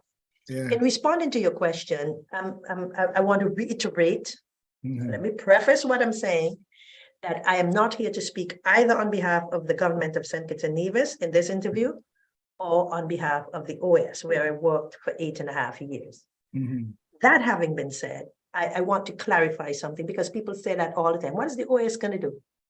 The OAS is a name of an organization comprised of member states. The OAS speaks on the position as established by its membership. Mhm. And so what is the OAS going to do? The OAS is going to do what the member states mandated to do.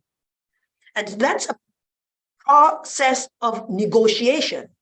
When something happens, member states, either in a permanent council or in a special permanent council or in a general assembly or a special general assembly, decide how they will instruct the organization to move forward. I'll tell you this. In my first tour as ambassador, CARICOM took on all of the other member states on the issue of Venezuela. Like I said, nothing stays necessarily the same. That has gone through ups, downs, phases, and things have changed. And Venezuela, it has become a different issue. But what I'm saying is that was a process. And so those processes are born out of member states putting their heads together and deciding, yay, nay, or abstain, pro, con. OAS does not of itself decide like, well, you know what? So member states guide the position. And when CARICOM took on the rest of the hemisphere about Venezuela, we were practically out there on our own in the early days. I'm talking around 2011, 2012, you know, before the situation now. Let me tell you, we were, I want to use artistic words here. So let me stick to diplomacy. We were strong. Let me just say that. Okay. And CARICOM stood its ground. And so when you speak about larger countries and so on, in the OAS, each country has one vote. So if you want to be large, be large. But your vote is going to be the same as St. Kitts Nevis, which is not large. Okay. Proudly not large. And so you have to stop thinking of the organization as the organization and really attribute the power where it lies, which is in the hands of the member state to decide the direction in which they want things to go. That is part of diplomacy negotiation. It is hoped that there can be consensus. But when there is no consensus, there is a vote. And so the manner in which we move forward is dependent on that vote. And that's the responsibility of member states based on the instructions of their capitals, because it's not the ambassador going, hey, I like so-and-so, let me just vote with. That's not how it works. We are instructed of the member state to this. So that would be my answer to that. It's not like, you know, the ambassadors do what they want or the OAS does what it wants. Yeah. The OAS is guided as mandated by its membership. Okay. So Yeah. I'm going to end. I'm just going to end by saying, this was a really good conversation. I'm actually part of a group right now at this very moment, working on a housing initiative for the OECS countries. And the point person on it actually lives in out of Washington. And we would seek to make contact with you to get some, because housing is a critical need in the Caribbean, and I really appreciate you coming on here. Just remember, I'm no longer working for the OAS. I mean, I know the OAS inside. No, out. not for OECS countries. OECS, yes. Yeah. Yes. But whatever I can do, like I said, to lend my voice to anything, clearly in this capacity, and I always like to make that clear, I'm instructed. If there's anything about which I need to have the guidance of my capital, I always ensure. You know, if I'm to be completely honest, I'm a former minister. I do know how I can reach out, the contacts that I need to make. I am not going to underplay that I do have that level of networking that I can do. But certainly all of my steps forward on matters on which I'm speaking for and on behalf of the government are guided. Yeah, absolutely. Yeah. Well, before we let you go, I want to get Brother John to come into the conversation and to allow Brother John to have at least one question of you before you take your departure. Brother John. Brother John. Yes. Good afternoon, honorable lady. It's a pleasure to have you here with us. And, you know, I've listened to you throughout this whole conversation, and I couldn't go without thinking of my younger self. You know? But you know what I'm talking about. And yes, we have been, and we earlier before you came on, probably heard us how youthful we were and how powerful we were then. And you make mention. I wasn't listening. You make a slightly comment, and we'll talk about Grenada. And we are one of those people back then in 79, 77, 70, 79, up to 83. That was part of the process. Now, having been such a rounded person and grounded, I will not ask you this, what advice you give to your younger self, but how sooner would you have been involved in politics than at 33?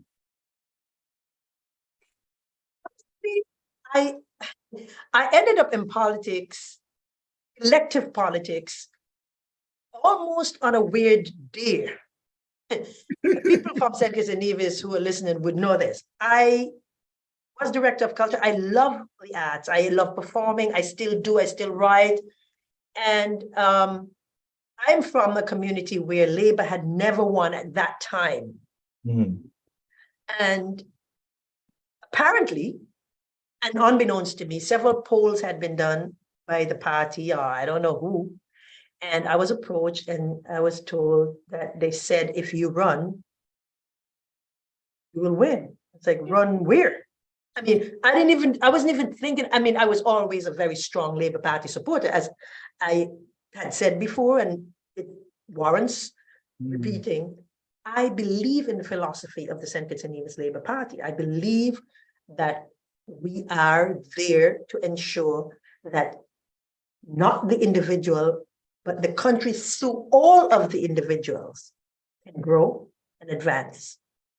And I believe in that philosophy. And so I was like, run where? They said, well, we did a poll. You did a what? We did a poll, and we were told that if you ran. Now, the person who had been in power at that time had been in for like 20 years.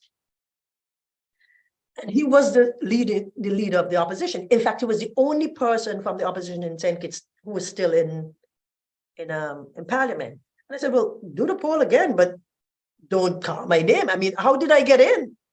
And they did the poll again. He came back and he said, well, people were saying, although you weren't on the list, that if Jacinth Henry Martin ran. So that's where I was from, went to school. You know, my grandmother had shops there, you know, went to church, everything. And so I wasn't running, but the leader of the opposition at the time, and my head was either like this or shaved, or I've had my hair natural, you know. So the leader of the opposition at the time, I'm just giving you a backstory of how that happened, because I was never, you know, about elected party. He said that I heard that they're bringing the picky head one to run against me, which is Oh, Lord. Oh my God. Oh. That's how it all started. I was like, oh. You know? And when they asked me the next time, I said, well, honestly, I'd said to the leader of the government at that time, like, this is not a good time to ask me either. I'm planning to get locks. I actually had dreadlocks subsequent to that. And his response was, yeah, the party could do with some color. That was the response. And I think by that time, people knew me, knew I would do whatever. I'm not offensive with it, but I prefer to be me, given the choice, you know? So I said, actually, I will run. Since he thinks it's the picky head one is gonna run. Scratch that, I'm coming. So I went, and he had some issues with, let's just say, honesty. And I went on the platform, and on my opening night, I agreed. I said, it's probably the one honest thing he said all his life. My head is picky. My head may be picky, but my hands are not sticky. Oh. And Wow. that's how I entered politics. And Oh, wow. That is a beautiful That's a story. grand entrance. And so that's how, and so I don't know that I had been thinking, nor would I don't know that I would have thought, you know what, I think, plus I never would have thought running in Sandy Point, which is the constituency, because as I said, it had been a stronghold of the opposition. Oh, I mean, no one would think of running in Sandy Point and think, and I mean, I got this. Well, I had the temerity to think that I had. But I did win. Don't ever dare a woman, right? Hey, exactly. you asked for the picky one, you got the picky one. But given all of that, in your capacity as minister in government, the cultural aspect of you and so on, and the languages, you'll be a linguist, you do this stuff. The younger people today in St. Kitts Nevis, what would you say to them, and from an international point of view, to get ready for the world that is out there? What advice would you give to the young generation? My advice would probably be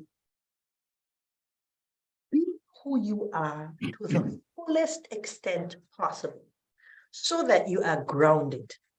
It will serve you well when you go outside of your country, because you know what? It is a truism that you get out here, people will want to tell you who you are. If you don't know who you are, you'll buy into it. Yeah. So you have to be grounded. Yes. You have to be strong. You don't have to fight physically, but you have to fight here. You have to be a step ahead. And you also have to be aspirational. You can't go to thinking, oh, I'm in somebody else's country, so I just whatever. You must know, okay, I may have to start here. But with my background in inner strength, that is what's going to propel you. I've seen people who have every possible advantage in the world, not necessarily from the Caribbean, but people who are here in your surroundings. They should be so much further. They think that they can't. I mean, there's an old saying, which I love. It's the man, I suppose, or woman, who thinks he can't and the man who thinks he can are right. They're both right. The man who thinks he can't is right, and the man who thinks he can is also right. Yeah. So you have to choose which one of those planes you will stand on. So you have to be aspiration. You also have to know, would be my advice, that you deserve it as much as anybody else. Wow, yeah, absolutely. Who will have you think that it's just a little too much for you? That you don't belong there. How dare you? You understand? But all of that comes from inner fortitude. You understand? My grandmother used to say this: don't let them insult you into submission. Make the insult be an invitation to you. They insult you, you feel as if you're invited to do more. And so you don't have to continuously be in fight mode either. Sometimes you don't say, you do.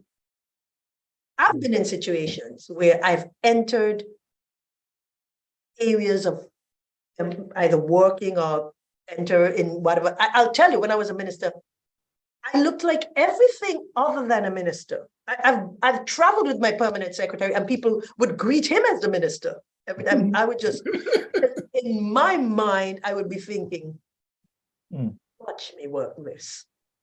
And so sometimes you don't have to say it, you just have to do it.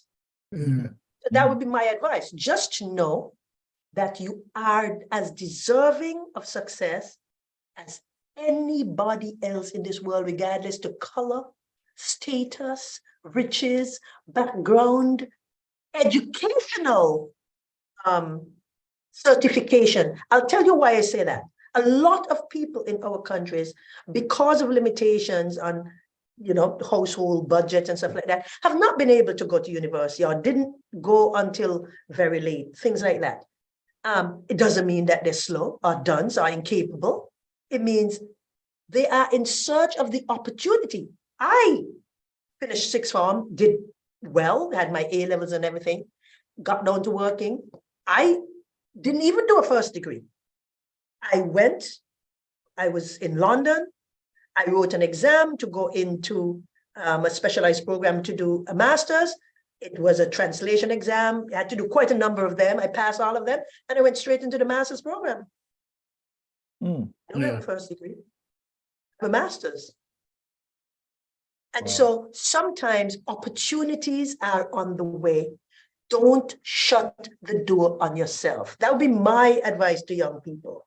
Your circumstance, some persons may have had to drop out of school, they got pregnant, things were hard, they had to go and work, their parents couldn't afford it. Life is still going on. Yeah. It's not over. Life is still happening. In the meantime, continue to prove yourself to yourself first. Prove yourself to yourself. Because that's where a lot of the problem is. You think you're not capable. You think you're not worthy. Prove yourself to yourself. In proving yourself to yourself, other people are looking. Other people will see. Other people would notice. Other people would. So that would be my advice. Just remain true to who you are. Keep striving every day. I tell people when I get up, and the first thing I check is to make sure I'm alive.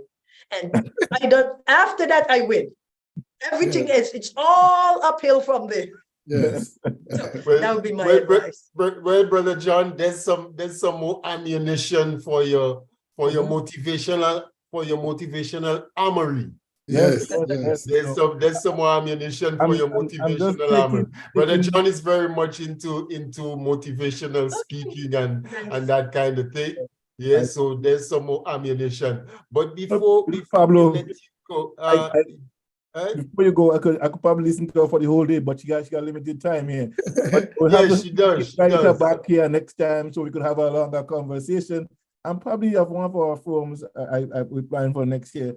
Have her come and speak. Because I think the world need to hear us and know that we are. I mean, you made mention of something in the party they wanted some color. Now, if my prime minister would have said that today, he would have been out of trouble. My first ever similar to this, you know, and you get What I mean in what? You mean skin tones? I mean what?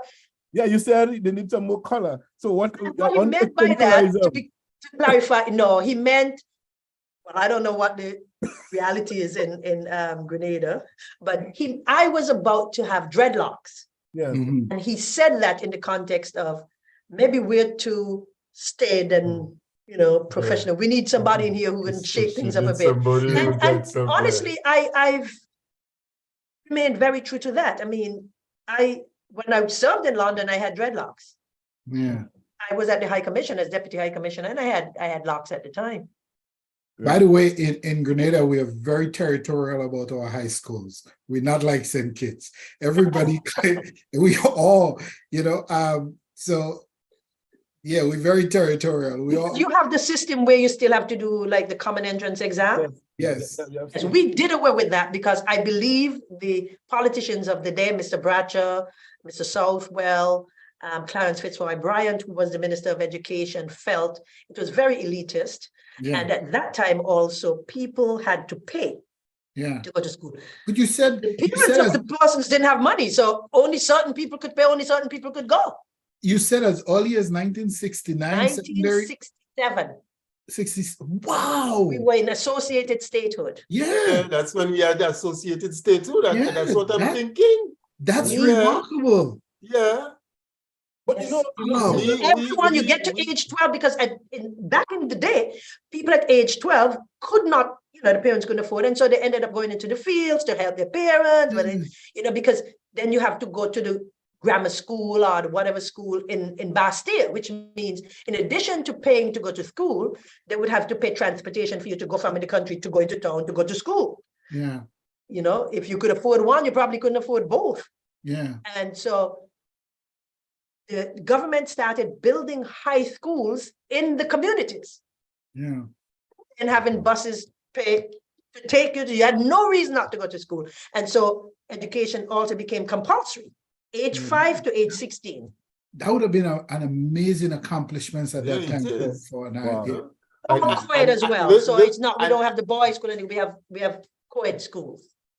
Now look at it. We used to have school buses. Now we don't have school buses. Yeah. And this is a major conversation that is Major taking place right now Yeah. about providing transportation for the students and so. Right. But we see that you are a published author and that you also have content in cookbooks or in a cookbook or in cookbooks. So can you tell us before you leave, what are the titles of the books that you've published? Where's your work available? Okay. And tell us a little bit about your culinary skills that would have resulted in you having material. Maybe I should in a start there cookbook. first because it's Yes, that small. whichever way.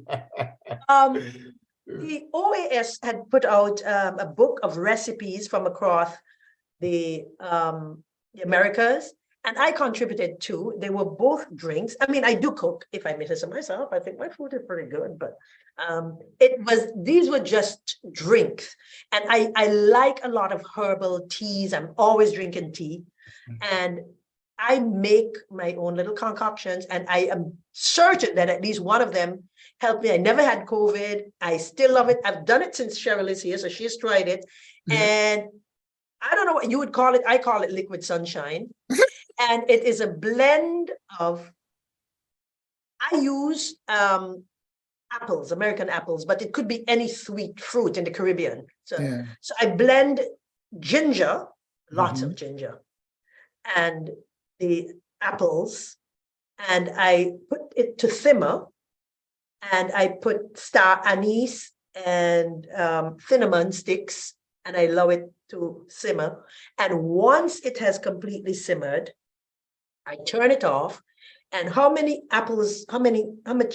if I use 6 apples, I use 6 lemons, and I squeeze the lemons in it.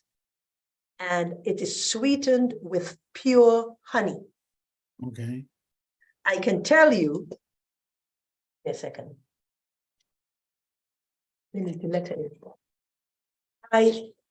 And when that is finished, I can leave it on the stove. And every day I drink that warm. All I can tell you is, and Cheryl said so too, you can feel it working. Yeah. I usually make a joke about it, and I say to her, oh, this is not for people who don't like ginger, because the ginger and the lemon and the honey are fighting it's just a beautiful thing. I call it liquid sunshine, and you can taste the cinnamon in it. And the other one is turmeric ginger. I love turmeric and I love ginger, and I blend them, and I keep the concentrate like in a mug, and I pour out some and add hot water, and I drink it without sugar. So it's just a lemon. Sometimes I put lemon, turmeric, ginger drink. Yeah. That I don't really sweeten, but those are healthy things. And I added those because I think it was done just after COVID, and I was just adding something that I think would be helpful to anybody. I drink a lot of teas. Lemongrass, all the different kinds. I mean, whenever I go home, I bring them, and I'm always drinking teas. So it wasn't unfortunately anything to eat, but I also am proud of my goat water, if I can add that. Okay. All right. Yes, and about your published Oh, my writings. I have 2 books. Yes, your writings, yeah. One is no longer available. It was published in Jamaica, and the name of it is Dancing in Bondage. Dancing in Bondage, metaphorically, speaks about the fact that nothing keeps me down, or nothing should keep one down. That sometimes you are limited, you are challenged by your circumstances. Find a way metaphorically to dance out of it. Because if mentally you're free, boundaries mean nothing. If they can't confine your mind, the rest of everything, then they've lost. So Dancing in Bondage is about that.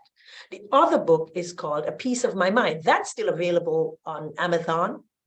It's called A Piece of My Mind. I happened to be speaking to Cheryl about a verse in that book, because I was telling her sometimes when I write, the only way I can describe it is that I get transported. I feel myself coming back. And I was telling her about something that I wrote about apartheid South Africa. And I said, I really don't even know where I went to write that. And it was about a child who survived a village being burned. And I'll just say it for you. I don't have it here with me. It said, up from the depths of raging fires, where hope burned endlessly, never to forget the woes I've lived, scorched into memory, a soul so strong survived the blast, clenched fist just barely raised, with purpose steadfast, full resolve, still untouched by the blaze. And the way I wrote it, I said, I don't know where I went. I've never been to South Africa. And it was about a child who was determined that with everyone else wiped out. The poem has lines in it that says, you stepped over bodies cold forevermore. It didn't say dead, but using poetic license. But I told her the last line of that poem was what, and then I almost came back, said, determined more to live than die, a miracle called me. And I was saying that when I wrote it in my brain, the sense of it was that when you are committed to being the torchbearer or the change maker or the person who makes a difference, it may be miraculous, but you will find the wherewithal to make it happen. And in the whole poem was about a child where the entire village was burned, but that child understood his or her mandate to tell the story and to make something happen. So that kind of I write a lot about being a woman, about being Black, about upheavals that have been overcome, things like that. And I also have, I've never published, a lot of my work is done in what I call the Queen's dialect. Queen, Black Queen, but it's in dialect, and I refer to it as the Queen's dialect. And a lot of my work, very often my work is done like that because, Cheryl is telling me about another poem that she likes, and it was about, that poem is called Island Morning. And it really speaks to everything we have in the Caribbean. When we wake up, we don't even realize. And it says that I like to have my mornings on the rocks, the Bayside rocks, washed by the ebbs and flows. And, but the line she likes is, it ends up with me saying that if I were anyone else on God's green earth, I would be envious of me. Oh, that's a great line. It talks about just being in my country and seeing, it talks about landscapes carved by the hand of the omnipotent, and and she likes the fact that I said, but if I were anyone else on God's green earth, I will be profoundly envious of me. I think it was Alice Walker. Walker. I should say that. Either Alice Walker or Toni Morrison, I'm probably getting it confused, who said that if there's a book that you haven't read, then you should write it. So that a piece of my mind is available, but dancing in bondage is no longer available. Okay.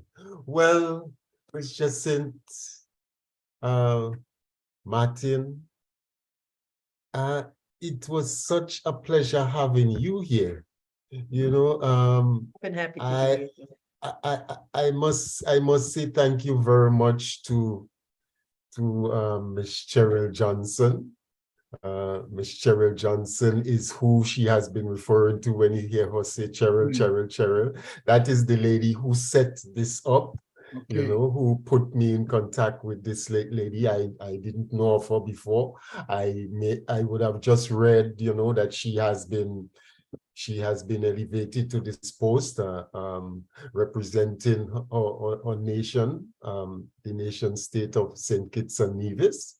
And Cheryl Johnson is the one who made this possible and who made this arrangement. So I want to say thank you very much for coming out here. And as you can see, Brother John and Brother Delbert are very pleased and very enthused and very, to have a lady of that caliber to be associated with the Gem FM family, and one of the major slogans of Gem FM is education is liberation. And you have been very educating, very uplifting, and very liberating. And we look forward to having you whenever you're available, if you are so inclined to join us again, sometime. Any parting words as you I just want to express my thanks. I always made it a point, certainly while I'm in Washington, D.C., if there's anything Caribbean that I can support, I mean, sometimes at great physical effort, I try to make sure that I go, because I think that we have to be there for each other. And so I've always tried to support. So this is an opportunity for me to do exactly that, not necessarily in Washington, D.C. So it has been my privilege to share with your audience. And I'm happy that I took the time out of my morning to do that. We've been on one of the best conversation we've had in 3 years since we've been doing this. Very proud of that. Absolutely. Very proud of that. Just really great. Yeah. Thank you so much. You're welcome. So, thank you. And enjoy the rest of the weekend. Have a great weekend. Bye-bye. Thank you. Okay. Much love. Here we go. So, Brother John? Yes, sir. Yeah. So there you have it. We've had Miss Jacinthe. Yes, Martin. Jacinthe Martin Henry, or Henry Martin. Yeah. Yeah. Yes. And as she said, she's the Jacinthe. She's Jacinthe without the A, so it's not Jacinthe. It's Jacinthe. And we need more people of that kind of ilk. Yeah. To be part of the conversation, Yes. You know, to be driving the conversation.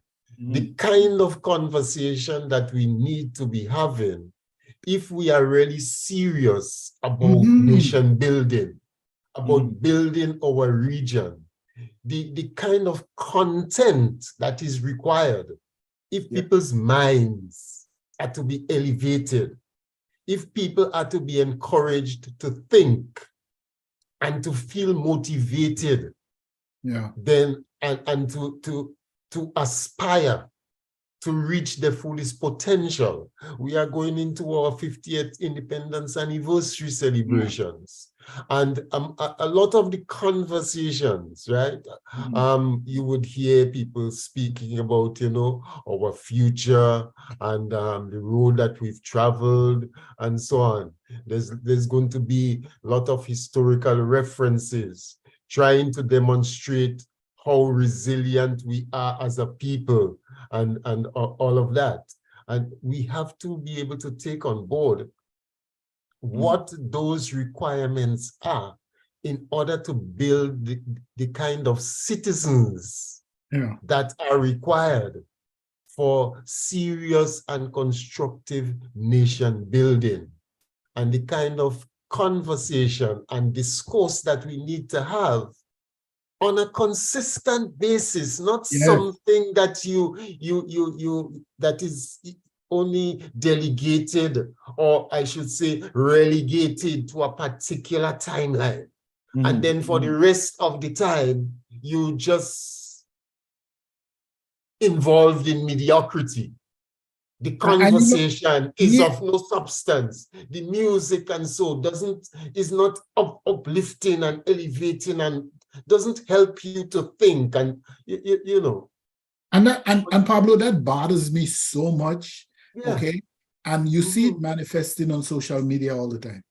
If you see a post with somebody cursing out somebody for some silly reason that they should be handling themselves off of social media, just go to the neighbor and speak to them, or inter-family disputes or whatever. And listen, I'm all for good humor and comedy, but when you look at when you look at the posts or the comments that you hope our people will engage in, the post that really begins to illuminate your thinking and say, this is a topic we should be talking about. It's the usual 10 people by themselves who already understand that. What do we have to do to not only bring young people, which we must do, but there are people in our generation that I have seen that have never posted anything that ever made any sense anywhere in their life. Anything of substance. True. No substance. True. Nothing. True. How do we combat that? I don't know. I Brother John? You know, one of the things I always say this, and people always pride, Jeff, not me, but people always say what we have here, always have good conversation, always have interesting conversations here in GMFM. And my thing is education is liberation, and that's the theme that we go by at all times. I believe that we must engage in those things. Yes? What happened here? Okay. But we have to be able to literally bring to the forefront the issues that will change and transform our society. And I think Jacinta made some point about competing with yourself, not the other people. Yeah. Right? Being authentic you. If you believe you can't do something, you just wouldn't be able to do it. If you believe you can, then you would. You know, I think it was Henry Ford who made that statement. And again, I think I heard not Les Brown, but Miles Monroe said, success is predictable and so is failure. Yes? There is rules of engagement of everything. If you fail to plan, you're going to fail. Great industrialist, terrible human being. Yes. You know what I mean? Terrible human being. But at the end of the day, we want to educate a society. We want to uplift the standard of living mentally. What the other man think, and I think Jacinta made it very clear, our thought process. Thinking will transport us to higher grounds. And if we keep thinking that we can't do anything, we just wouldn't do it. you become what you think. You attract. I particularly like I forgot the comment now, but I have to look at it when you post it. When she talked about that advice from her grandmother, right? It really resonated with me because I told somebody recently, I said 90% of what I learned today as being a manager, and I think I'm a very, very, very good one. Right. I learned from my mother when I was in classes now doing management and studies. I'm like, because so much about managing people is about inspiring people. Yes. And getting them to buy into your agenda and getting them and taking it to a certain point. And if there's somebody smarter than you there, let them take it further. Don't be afraid to, and I'm in classes and I'm saying, damn, where did she learn these things? How did she know? So you can't ever underestimate. I have this dream. Well, I know me and John have spoken about it, of having something where we can do a lecture series. I certainly didn't think about it on a regional basis, but certainly for Grenada, where we have people like my former teacher, DeRiggs, Wendell DeRiggs, and his brother Chris and Hudson, and there's a caliber of people who understands this thing. They don't share the same perspective. They come to sometimes the thing from different angles, but where we could organize with the Ministry of Education and have a series of lectures, maybe it's a summer, maybe it becomes part of the curriculum. So you have these people who come back into the schools and speak to our young people. Speak to our young people. It's something that if I could put the money together, I will sponsor it, so yeah. Yeah, I think that can help in significant ways, because I recall bringing Brother George to speak at NULO one time. Yeah, I brought Brother George. I brought Coach Naka Joseph. I brought and other such individuals to speak at NULO. I remember Brother George, because many people didn't know that the Brother George, his story. Oh man! How did he become the academic that he was? How did he end up in that in that space to become the principal of Shaper School and so on, and long serving, and to have impacted on so many people's lives over the years, and when he was telling the story, he got so emotional at certain point. He had to he had to pull up and so to restrain himself to, and I think these things help younger folks to have a greater appreciation as to how some of the elderly people that tend to be dismissive of, because as young people we tend to have that dismissive kind or these old people in there, but how much you can learn from them and how their story can help help to motivate you, can help you as the young person coming up to make the correct decisions that is going to be beneficial to your lives going forward. Right. Pablo, as we speaking here, I was thinking, even when she made mention of the elimination of the common entrance, right? This is amazing, to me, amazing milestone for that for St. Kitts Nevis. But also earlier on about this similar thing about identifying skill set in children and let them grow into that. The school is a good educational institution, but is more of a conformist kind of an institution where you come from what they teach you. You can't go beyond that. But John, look at the blowback the government got when they announced that a couple months ago. Yeah. And I'm following the comments on social media, and I'm like, what year decade am I? Am I in 2023 or am I in 1923? You understand? The same, listen to me. I watch a video the other day, because I was reaching out and trying to learn things new. And one guy posted a picture of this prison system and the school system. The same bus, they travel them to school, the same kind of bus, they travel them to transport them to the prison, and the same sitting in the cafeteria, same sitting in the classroom. The mindset It costs less to educate a young person than to incarcerate them 10, 12 years down the road. Exactly. Okay. You see, so at the end of the day, if we don't start, I always say charity begins at home. You can dance here, you can dance abroad, kind of a thing, right? Our parents and us, we now as parents and probably grandparents in many cases have an obligation to ensure that their children and their grandchildren get the best education, not what the school to provide to them. Yeah? If school is way 50th, 20th, 30th, 18th century, we have to move the school up to the 21st, 22nd century. Yeah, we definitely. Yeah. And we can't be doing the same old setup, look, there's a school in Toronto here called Higher Max, right? They wasn't sitting down in chairs, one behind the other. There was a circle. Yeah? Nobody is better than anybody. Everybody share what they have learned. And they can do that. I think one of the greatest things that we have to learn to do is to be preparing our children for better, greater things. And not just sitting them. Listen, it's all good. That's invaluable, because I remember when my daughter was in junior high school. I mean, it was an elite junior high school, but it's possible, right? They had people who wrote for the New York Times. They had lawyers from Rutgers, business people, doctors from New Jersey medical, all these professional people from AT&T, from the church, from different organizations, who would from time to time come to this school and do a lecture.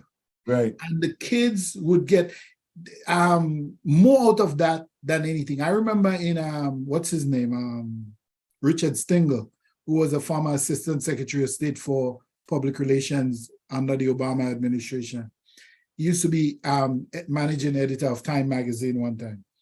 He wrote what is the definitive biography on Nelson Mandela. And it took him 3 years to do it. Wow. He took his kids out of school in the US and brought them to live in South Africa, literally doing homeschooling them.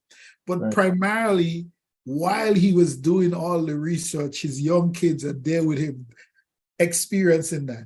Right. And so while they weren't doing the formal academics of that other students would have been doing in the US, by the time they came back to the US, they were so much more advanced in every aspect of their life than the students they had left in junior high school. And I remember him speaking about it, and he said he didn't know that was going to be the result. He was going on this thing. He took his family and his kids with him, but he said in the end, that was the, outside of having an acclaimed autobiography, the most profound thing he got out of that was the education his children got from living among different people, experiencing how different people live, meeting different people, meeting some of the historical figures of that era, and some who are in leadership in South Africa today. And that put his kids, I think one of them is following him into diplomacy. Another one now is a lawyer. So these things are really important. Learning is not just, I don't want to, in any way whatsoever, discredit what happens in the classroom, but learning happens, a lot of learning happens outside of the classroom, You know something? Some people that I grew up with in school are shocked of what I'm doing here. Yeah? They are publishing, I have a magazine company, I have this and doing that. They never saw me that. They saw John as a one-dimensional, a joiner, right? And people say, well, I didn't know John doing this. Yeah. And some people are still in awe. As a matter of fact, people think, I heard them say, oh, if John could, I could do it too. I'm more educated than And that's good. And that's good. If you feel that way, go for it. But that's not their dream, though. And that's the problem with our people. This is not their vision of who they want to be. This is my vision. This is my dream. This is what I want to do. I want to build something and I work on it and building it. Yes. But they're giving up their own talent and gift. So the other thing that we have to do, there were a lot of people probably that we took for granted while growing up. Yes. I know Pablo, the last time I talked about Mr. Critchlow, even though if me and this man disagreed on everything, but I saw his the value in what he was trying to teach us.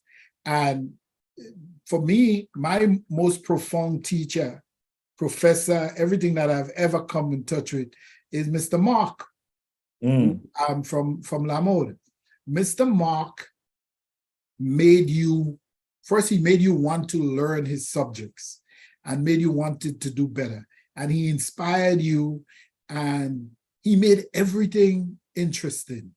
And if we would misbehave in anybody else's class, because of the respect we had for him, because of the love that he showed to us and the care that he showed to us and made us believe that he was really invested in us, there's no way we give him Mr. Mark trouble, you know. Plus he was just really good in the classroom, you know. And you know, every village or parish have this kind of teachers in them. We have to tell, because, you know, our young people more about these people. Stories should be written about them. That's why for years now I've been saying we need to rename those schools and them. I don't know who is St. Joseph and all this thing. And since government, I know it's probably going to be a challenge because some of the schools originally were built by the churches, so they wouldn't want to give it up. But all the schools now are fully funded by government. The churches don't do they don't fund anything. We have to rename our school, you know, the McBonnets, the Palmers, the Rayburns, the Francis, there's the George. There's just endless people who have done so much to inspire our generation and some that came after. And we just have not given them the recognition that they deserve, you know. But you know, Delbert, you mentioned about you know, the possible resistance that may come from the church. Well, I can tell you that a lot of the resistance is forthcoming from people generally, regular people, who have been so conditioned that they believe that you know, the naming of things, this is not so significant. You know, or that, well, okay, it's been named after prominent people out there who would have played a role. You know, these people have contributed to our history, they're part of our history. Yes, they're part of your history, but what element of that history, what role did they play in that history? We still it's not being dismissive. It's not being dismissive to say that they're not part of the history. Yes, they're part of the history, but what was their role in that history? You know, and do we keep putting these people up on a pedestal as people that you look up to, and, you know? Listen. And when on the other hand you have locals who would have been instrumental in transforming lives and so on. And so we see before you come in, so we see the young president in Africa there. Niger. Yes, not Niger. John. In Burkina Faso. Burkina Faso. This is what he's he's renaming everything. Yes. Everything is being renamed. Yeah, you're right. Yes. Because no longer to get rid of all of those French iconic figures. Yes, exactly. That's on on your national governor of national importance. They've been done for a reason. Yes. The reason was evacuation. Right? If you go back, I'm telling you, significant portions of our population do not support that, and people of prominence and so they have a problem with that, because a lot of us, we pay lip service to this whole thing about getting rid of the colonial masters and breaking the chains of colonialism and all that. We pay lip service to these things, but we want to continue to get the king's accolade. It used to be the king. Why we still have king's, to get the king's accolades and so on, and we thrive on these things. You know, Governor Sendell Tunnel was one of the most brutal and barbaric governors to ever have ruled any landmass in the Caribbean. This guy was a sadist, you know. He was genocidal. This guy, everything to him was execution and kill. So I'm upset that we still have a tunnel named after him. I'm upset that we still have a Fort George. I'm upset, even though if it's in decay now, York House, that we're gonna call it York House, or still the Duke of York that these properties were named after was the head of the British African Trading Company. That was the leading slave buyer of that era. And you know, one of the things that they were the one who invented, he was the one who invented that all his slave should be branded. He was the one, the Duke of York at that time. He went on later to become, I think, King Charles II. So why do we have, listen, it is part of our history. Let's write something up and put it in the museum, but let's write the full story. Let's tell this people and give them the correct place in history. It is why I get so offended. And I told you, Pablo, you weren't here. A couple of weeks ago, we were here discussing, last week, the Palestinian issue. And I have a lot of Jewish friends. And this Jewish brother, this guy is as progressive as they come. Sometimes he's so left, I'm like, I can't go there with you, our brother. Okay, you couldn't get away with that. I can't. And he's upset with what's going on. And I understand him. You defending your people, I would do it. And he always brings up the Holocaust for me. And the other day I told him, I said, what if there was another ruler that killed 3 times that amount of people in just one country? How would you feel about it? And have you ever heard of him? He said, no, the Holocaust of the Second World War is the worst. I said, no, it's not. And I said, I'm not trying to take anything away from the brutality and the barbarism that Hitler did. But King Leopold killed almost 20 million people in the Congo. And he told me, I never heard of this. He said, are you sure, Del? I've never heard of this. A couple of days afterwards, he called me and he said, oh my God. He said, I went and do some research. He said, I didn't even have to dig far. You know? Listen, Ford was a brilliant industrialist, but you know who inspired one of Hitler's inspiration for his rampage was Henry Ford. It was one of the people who only inspired him into that thing. There are quotes in his book, Mein Kampf, that came directly out of Henry Ford, thing, because, in those days, the industrialists ruled the world.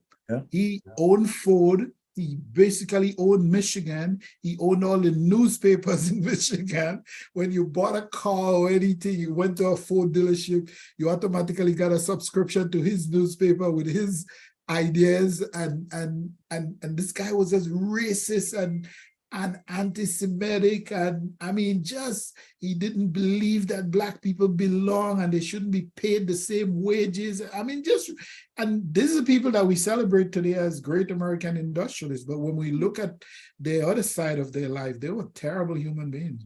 Terrible. But go ahead, Pablo. Oh, I was just going to in connection with what Delbert just said, and that's the thing. When these people's stories are told, similarly, you hear the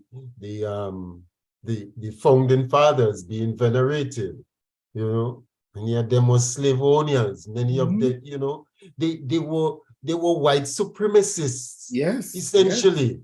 But that element of things don't get into the conversation at all. We're just supposed to look up to these people in that manner, and you don't get to discuss these other aspects of their life, and as though it didn't matter, it didn't factor into the society and the nature of the society and the impact on the society itself. You know, Brother John, you were going to say. I was saying that the whole thing coming to a racist kind of a setup, all right, to promote their own impose that no matter who they are, that's their hero. Their hero, we are the conquered people, so we have to literally submit to that. Yes. Yeah. So they paint everything good in their way, right? Now we have opportunity to reverse it. Because some of us mentality that this is white people, this was here long before this institution was set up by them. But why was it set up? Was it set up to empower you, or is it to degrade you? Because at the end of the day, all this institution that you see set up here, it is really, I was telling somebody yesterday, you really work for free. Yes? It's just a move from the plantation to the office, but it means it's the same thing. You get paid, but when you check what you get paid for, it doesn't really equate to anything, really, except you invest in their own system that we have. But the point here is, though, the naming of things and whitening it up, make it look good, and we fall victim to it. And we don't want to change it, because it was there, you haven't done us no harm, but the mental footprint that it leave on our minds, it allows us to still believe that everything that they do is right. Yes, and when we can change that, why do you want to change it? Why did you name St.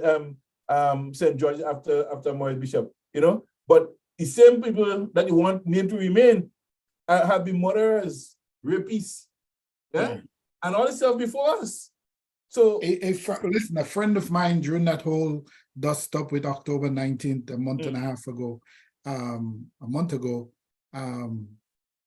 something I had posted, and he called me to discuss it, and he said, you know, when are you going to give up? You know, he said, I'm praying for you. I said, praying for me for what? You know, I believe in this. I'm not saying we didn't make mistakes, we didn't do wrong things, but you know, let's view everything in context. Nothing, he told me it pains him when he goes home that he has to land at Maurice Bishop International Airport. But he still gladly would tell me about Fort George and Fort Frederick. And he let me tell you, he's so deep in it that he can't even bring himself to say, everybody have sort of moved and now calling it the National Stadium. He still calls it Queen's Park. Okay?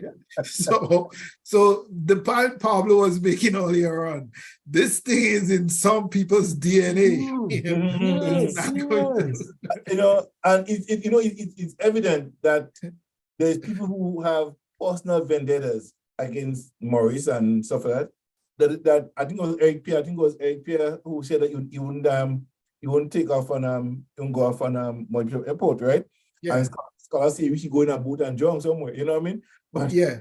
But the whole thing of it is, everybody at any given point in time in their lives would have done something that the world wasn't pleased with. Yeah? Of course. But at the end of the day, we have been conditioned to believe that everything that the white man does and is doing today still is right. Yes? Yeah. We sometimes, we still seeing the abuses, the atrocities by the system. Africa, it's still functioning in Africa, you know. Yeah? Yeah. In the Congo and all this places, we still see it, and we're not even saying a word in a big way about it. We accept, so-called our silence in many cases acceptance. Yes? Yeah. We're not forcing our government to speak to it. We're not, you know what I mean? Look at the Palestinian situation. I mean, there's a government in the Caribbean, they make a position, they take a position on certain things, but they're not really going to the depth. You know, and like I said, for me, I have this unhealthy relationship with CARICOM, and I'm not suggesting, well, I mean, I have in the past, but I'm not saying just get rid of it altogether. Right. I'm saying either we have to radically fix it or replace it. Yeah. And I'm not for replacing it with its twin sister or twin brother. I'm for replacing it with something that better solve the needs of our people in the Caribbean. Right. The entire Caribbean now is an inverted region. She said that St. Kitts has several times the population living outside, similar to Grenada. Yeah. There's almost, I think the last number I saw was like 500,000 plus Grenadians Grenadians or people born out of Grenadian parentage living out, so we all inverted countries. So how do you get people not just to help in your own individual country? Because the reality is that in the Caribbean, Trinidad cannot continue to develop if all the islands are around it or the other member states of CARICOM stay in economic stagnation. They will not, okay? And that wouldn't happen to either Jamaica. So we're in this boat together. We really are in this boat together. Yeah. And what happens in St. Lucia or Barbados or Jamaica or wherever matters to people living in Grenville, in St. George's, in Rose Hill, in St. Patrick's, wherever. We're really in this boat together. And the thing is that here you had these European countries who are much wealthier than us, who saw the need 30, 40 years ago to come together to, put their resources together to make travel free, to make protect intellectual properties and do all this other stuff, defense and all that. Africa is doing it now with, you have the West Africa, that consortium of countries who have come together. Now there is a push for them to have a unified currency. I'm not hearing anything talk about that in the Caribbean. I'm not. No. I think sometimes we tend to just bury our head in the sand and just keep going, right? I hope that my hope is, and I see President Prime Minister is speaking out, and he may get some pushback, but that's what you have to do. The PRG did that. We pushed, we pushed forward despite all the economic challenges that we had, all the destabilization they had, all the talk about Grenada. We still push, and we so I think now, and even this IMF report have in many ways reflect the strength of the present government and the state of Grenada. So again, we have, like Pablo was saying, we have to go more into the productive sector and let it be what it is, because we still have to be who we are as a people. You have to be able to do better than you did yesterday or last year. And the focus on developing our country must never try to outdo another country, but outdo ourselves. Yes. By the way, the next presidency of the Secretary General of the United Nations, I think it goes to the Americas. Really? Yeah, because the previous was Asia, then Europe got there too. So now your friend Miss Motley may be in line. I think she would be a candidate for it. I think she would be a candidate for it. I don't know.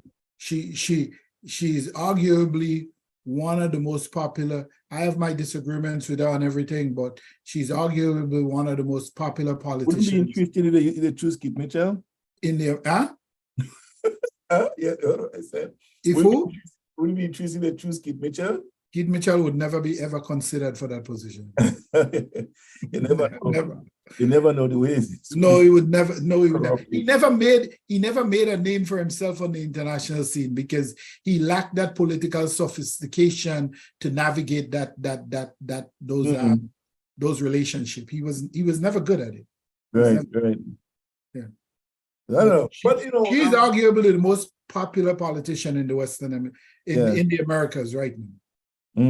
But I'm looking forward to see Grenada rise beyond the criticism of the petty inconveniences that it faces, and you have a former Prime Minister making remarks about the utterance he made last time about Bulaman and all these little petty things that you think, but then they find it important to discuss his comments. Yeah, we can't ignore him. We can't ignore him.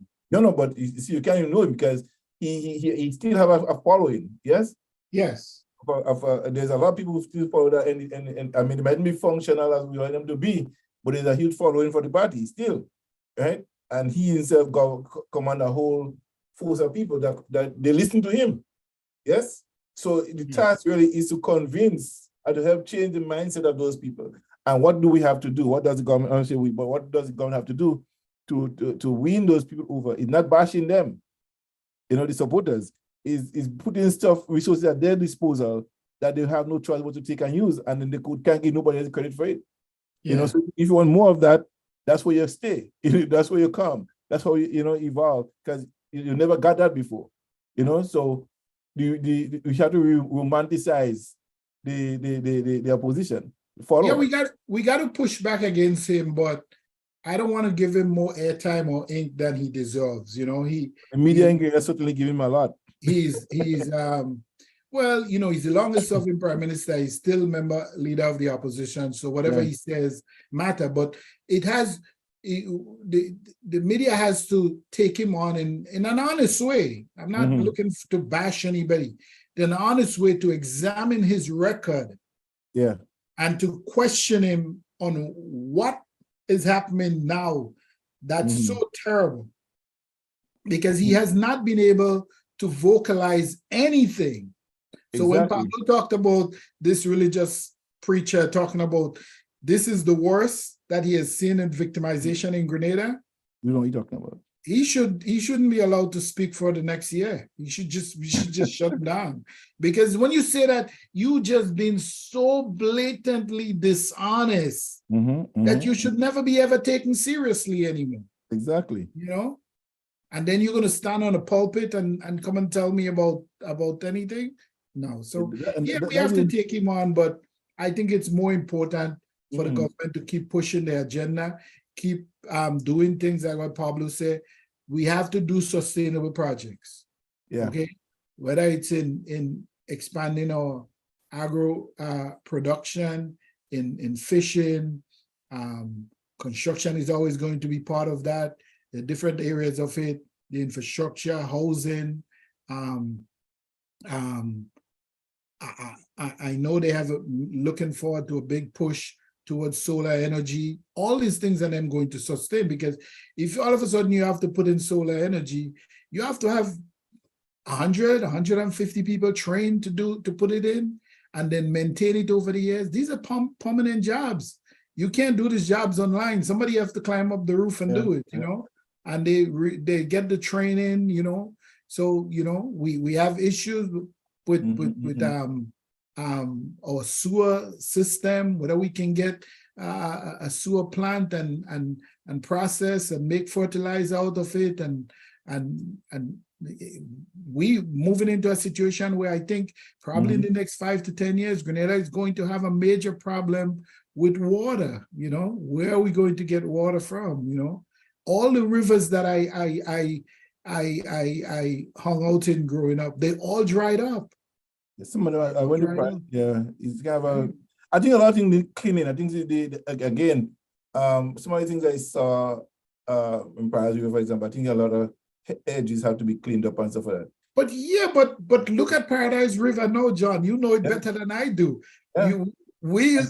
I remember as a young man going over there and jumping over the bridge because that was a deer, and you're hoping you don't touch bottom. Now you can't do that because you're gonna hit a stone. You're gonna fall on a stone.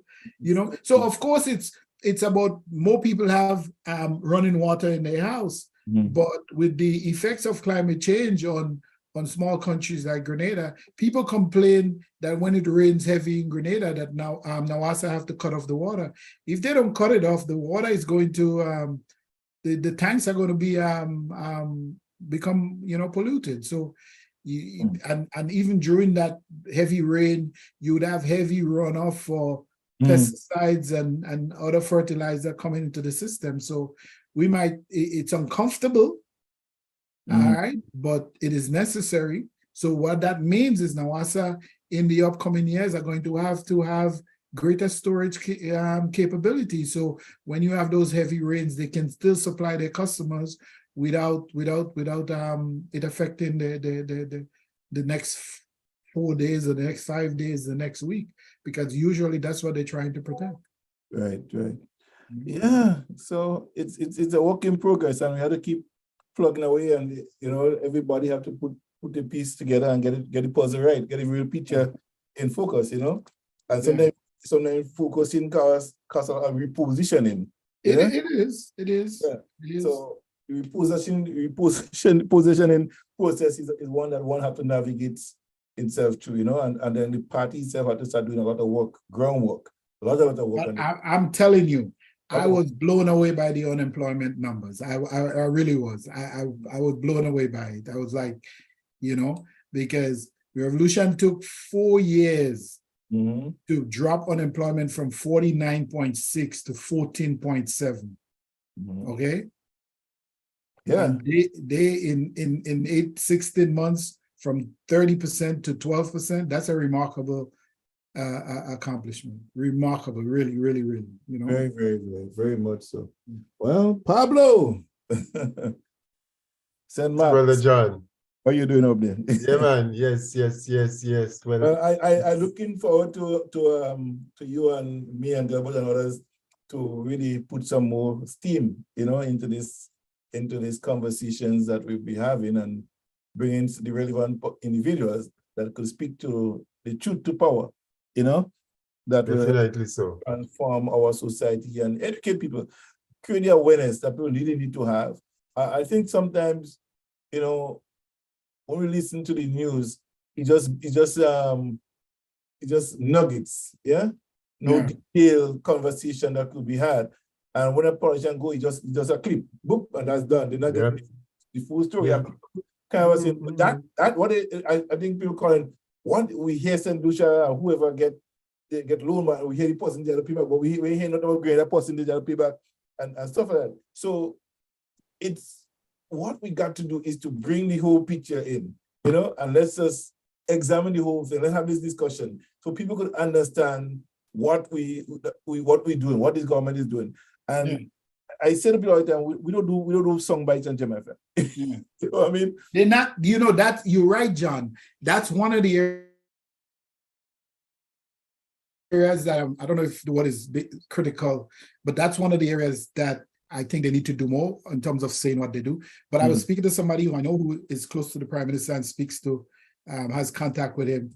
And she told me that his attitude is, let's put our heads down and get the job done, and then let the numbers speak for themselves. And that's also, because a lot of times you waste so much time and energy just reacting to nonsense, and you lose focus on what your bigger picture is. So that too in itself, it'll be a change of mindset of people, Yeah. People expect you to come and speak to them. Yeah. And the numbers are going to come. But they want to know they have been good with a lot of town halls, and once you keep that up and keep, you have to stay close to your people. Yes. Responding to my 12 suspects on Facebook is not necessary. And just put your head down, because in the next 3 years, if you have a good fishing initiative, a good further investment in agriculture, in housing, in continuing to upgrade the health infrastructure, what are you going to criticize them on? You can't, And somebody told, by the way, if we had an election right now, NDC will win 13 seats. Yeah. I heard someone say that, and I thought probably should get back to Dr. Pierre back here to give a real analysis on the construct as it relates to government in Grenada. Because people are not scientifically inclined to do, right? Yeah. The more or less here, again, the 12 people are one to disgruntled opposition. But when you look back at some of the response to some of the critics towards government, they get that overflowing and they go silent. Even Bossman would be in danger of losing his own seat for the first time. I think so too. Yeah. That you see that whole family issue there. that speaks that people might say, oh, that is personal, but that will have an impact on him going forward. Yeah? No, he's not, listen, Doc is not the person who, Doc wanted to die in office, basically. Let's put it that way. This is the kind of guys that think that they have a birthright to the thing. Opposition office. As somebody told, a good NNP buddy of mine the other day told me, called me criticizing some nonsense, you know. I'm hearing a rumor, and I'm like, well, it's a rumor. You don't know if it's true. And NDC this, and I say, listen, you guys right now have to worry about whether your party survive. NDC is just going to be fine. He goes, what do you mean? I said, I don't know that NNP is going to be in one piece by the next time election comes around. You guys got real problems. You have real problems. If Keith was so sure that he would not be rejected at a general assembly or council or convention, he would have called it a long time ago. At the convention. He would have called it. Yeah, you'd have called it already. Yeah, I mean, that's only lack of confidence is only leadership right now. Lack of only serious. Because serious. I said to you right now, if I'm convinced to myself, and also other people convincing me, but if I convince myself that I'm going to be the leader, and if I hold it, I will do it. You understand? Yeah. Because my level of confidence is so high, I believe, and that's why you went into that election, believe that you'll win. You believe that you'll win based on the information you had. So why not use the same energy to go into the convention, believing that you will win? But no, he wouldn't do that because you know that he wouldn't win.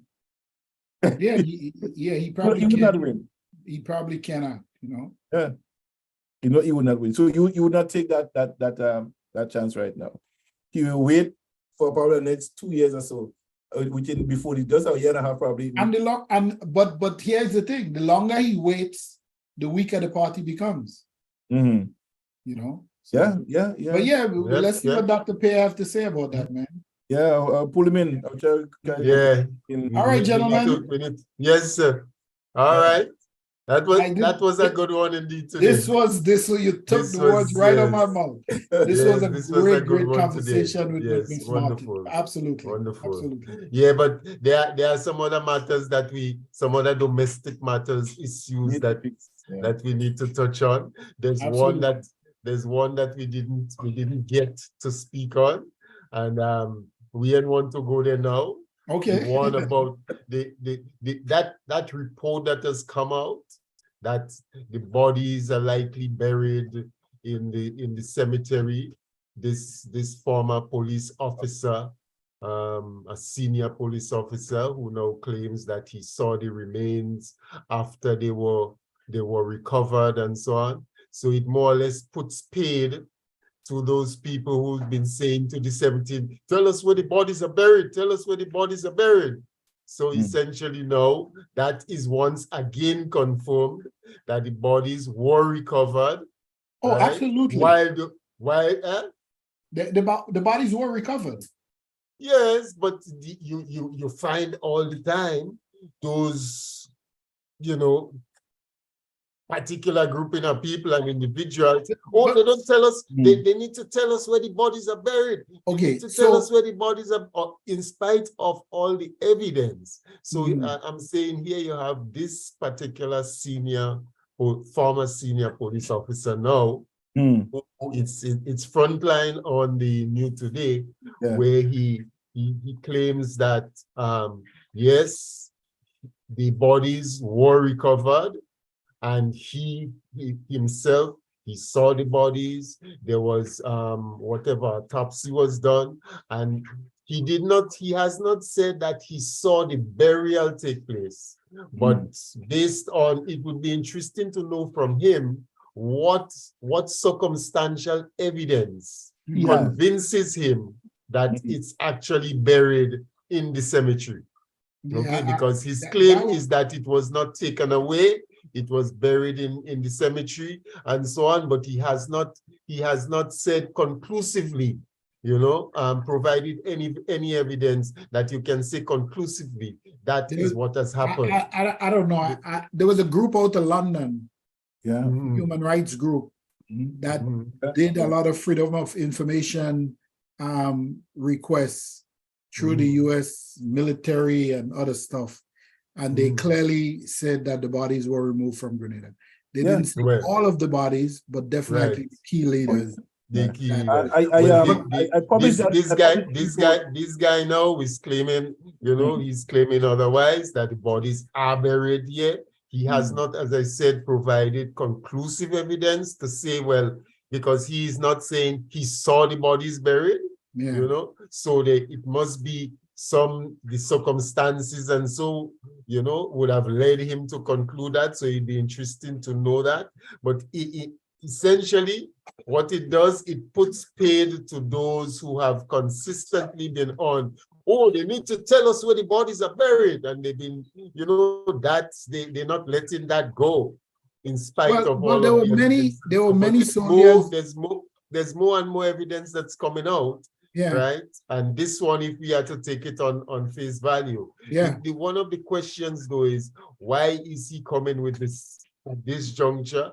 What would have caused him to hold on to it for so long? And why is he coming with it at this point in time? Why not before? Or why didn't he just continue holding on? You know, what's it's all about? But you know, with that being, I mean, about the organization talking about the Human Rights for Grenada, Human Rights UK for Grenada, something like that. I published part of the report in the GemFM magazine in July last year. Yeah, they had conclusive thing that the bodies were taken to Dover, Delaware.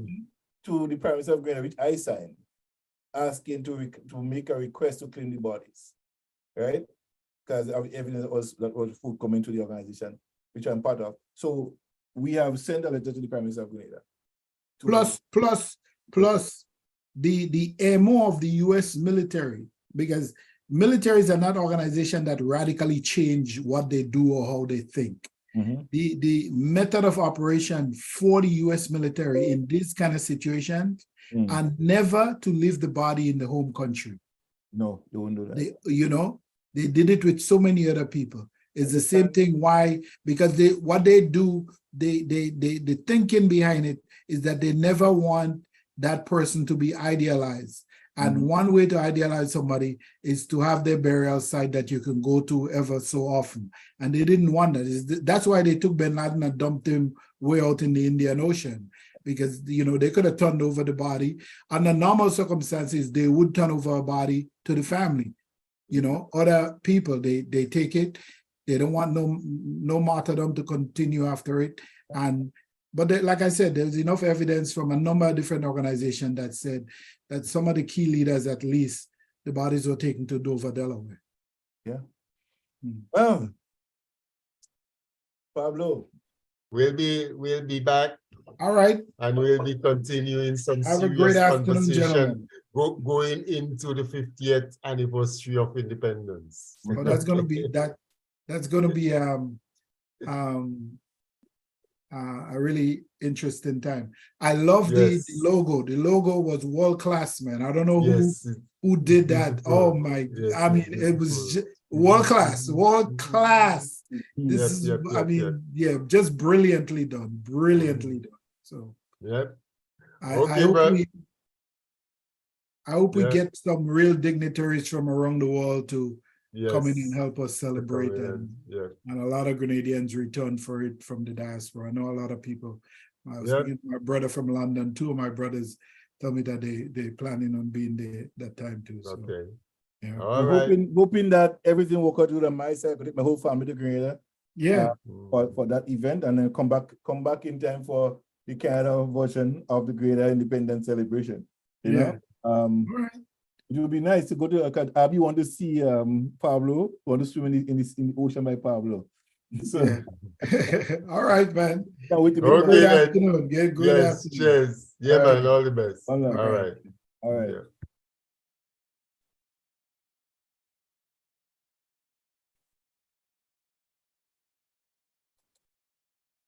Okay, ladies and gentlemen, this has been Gem FM Saturday morning Caribbean Connection. Join us every Saturday morning from 10 until 12 o'clock. We go a little extra, a special day today.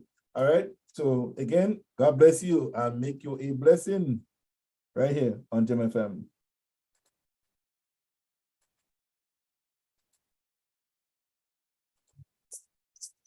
I am a Grenadian. Yes, man. I apologize, but see Randy Isaac.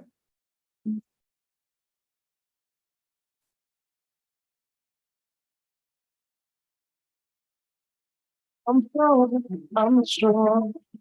And don't forget, I am coming up on the 9th of December, Gem FM, our Christmas, not Christmas, but our red and white affair and award ceremony happening at 925 Western Road. Again, the price is $60 to come in and be fun and have fun with us.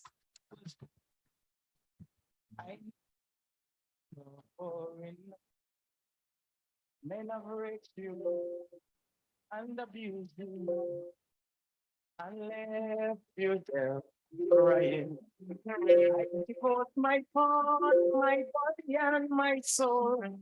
I shed forth my helping hand to help you out. I haven't got diamond, silver, and gold, but blessings I give to it with north and south.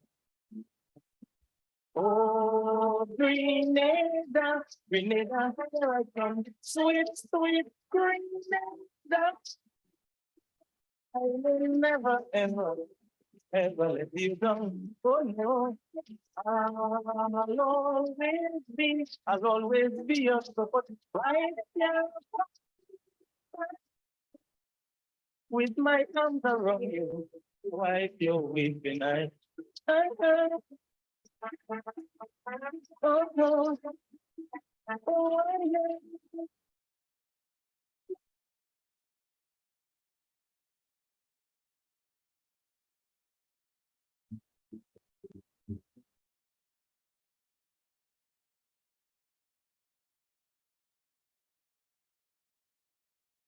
It's quite a long time now since you have fallen back to the last rung of the ladder, and your neighbor stand up there and uttering no song, but to help they just don't bother. Some of your friends have turned their backs on you. They don't want to see a friend with your name on it. Don't bother with them. One day you will rise up to. For them times to come, it's the bread they might talk to it.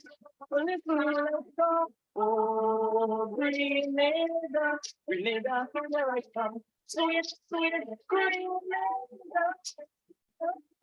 I will never, ever, ever let you down. Oh no.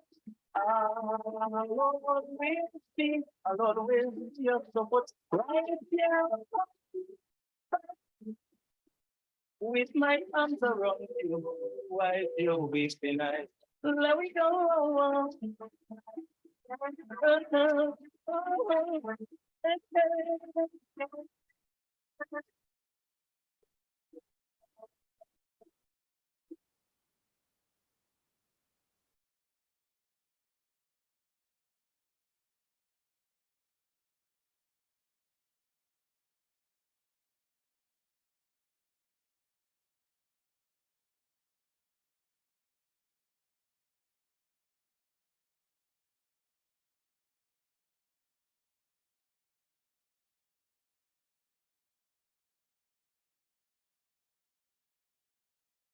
Listen, it's time that you take a stand to defend your position from all those mad reports. You just come to take a fight and make their own decision and boast to the world that they are the reigning champ.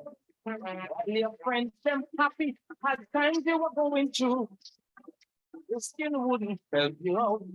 If you beg them, please, but woe unto them, little do they know that a good name is better than great riches. Oh, Grenada, Grenada, here I come, sweet, sweet Grenada. I will never, ever, ever let you down. Oh no, I'll always be your support right here. With my arms around you, wipe your weeping eyes.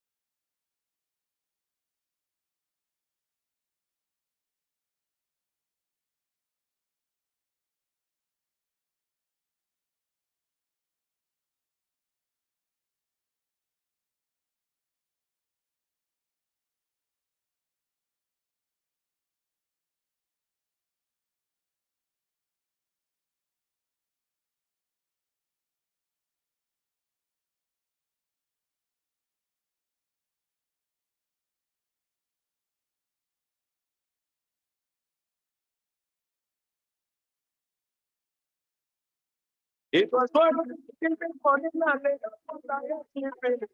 when I heard you started carrying on viciously and she back in. I check up like he running to find out what the excitement of. But as soon as I open up the door, I fell start to show. One and down, one and down, one and down. Bring out the quattro that we jam and sweet para. Until we come in this year, we will get on. Forget what only made it. Do I come for and tell them one man say, yeah, it's my oh, I see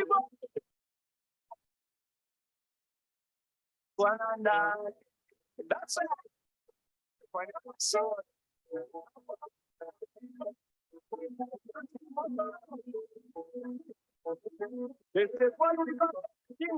so don't bother no one, but you don't tell everybody you is a bad dealer for the Christmas.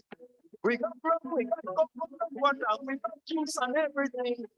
All we missing now is a good line for them parang boys to sing.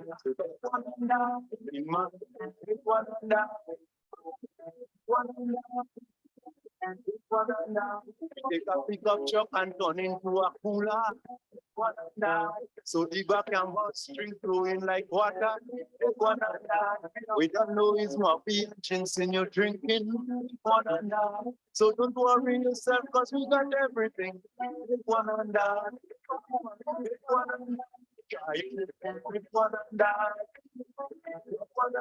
It's Christmas.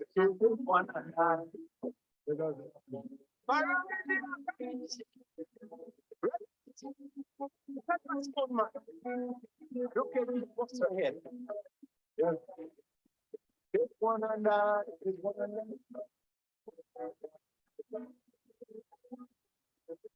they say when we finish, we straight down in where we go.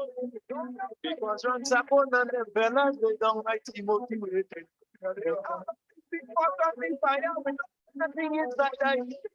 They say when the fellas and then come down, they must get something to eat. So take one down, take one down. Take one down. She won't tell Timo he ain't going on param. Well, you should see how my partner Timo get on. Swing and capside the bucket of big sauce. Then it on a tree. One in the house.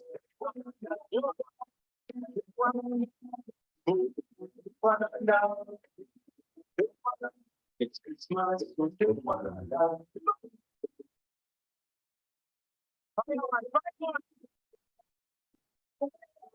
Well, I didn't say to drink a rum. So,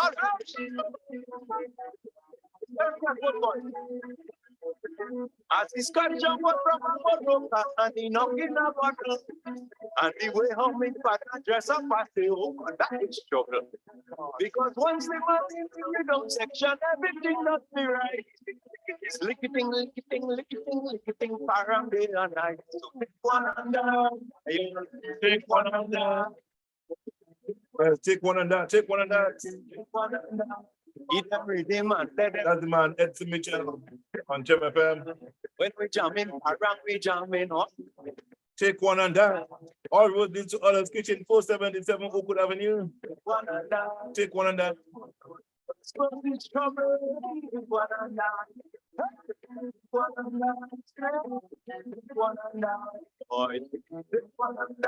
Yeah, don't forget our red and white affair happening on the 9th of December 2023, 925 Western Road. Tickets are $60 for adults and $30 for children. When was that? Our red and white affair, dinner and award ceremony. Well, you know what that is. Get your tickets online at Eventbrite or at 477 Oakwood Avenue. That's Others Kitchen. If you're in Toronto, anywhere else, go online. Call me. You just need to have a ticket in hand. 437-980-7467 is your number to call. If it's possible, man, they make him trouble. 437-388-9588. Yes.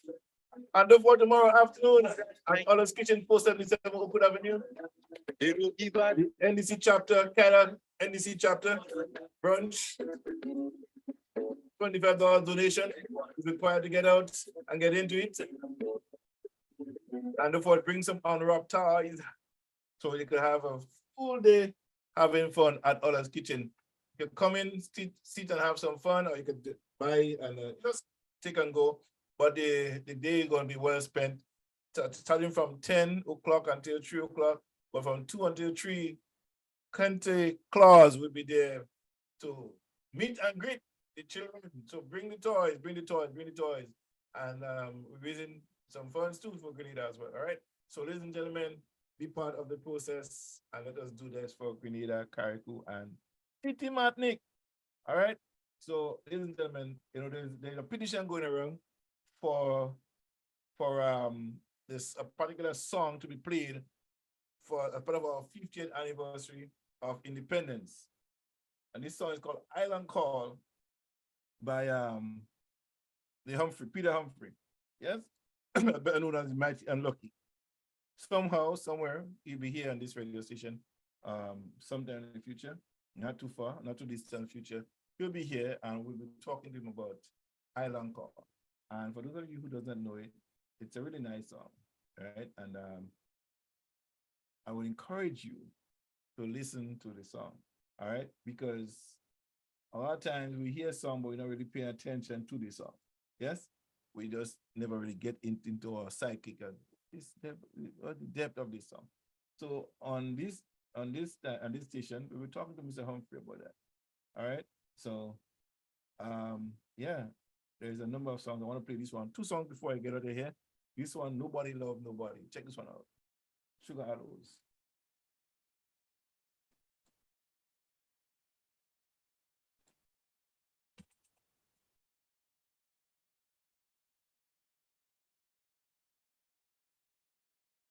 Pull it up from the top.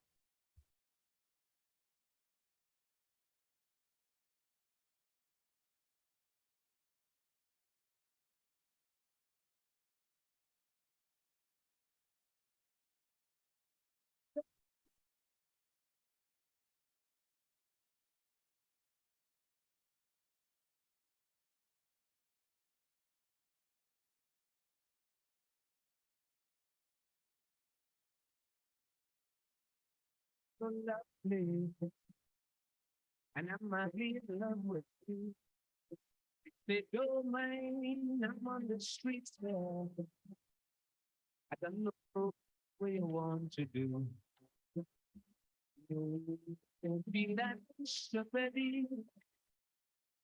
Not because I love dirty, but let me explain you mistake. I'm not ready. I swear. If you get with me, please don't tell me that you're love. I'm sorry because love don't love everybody. Everyone keeps cutting each other's throats. In this concrete jungle we live, be happy for that she wrote. But you can tell how I feel when I'm hungry. You do not feel the depression that I feel when I'm broke. It's so my friends, they're just watching and laughing. They won't stretch a helping hand, I swear they have stroke. That's why I don't love. She's in love, nobody knows nobody.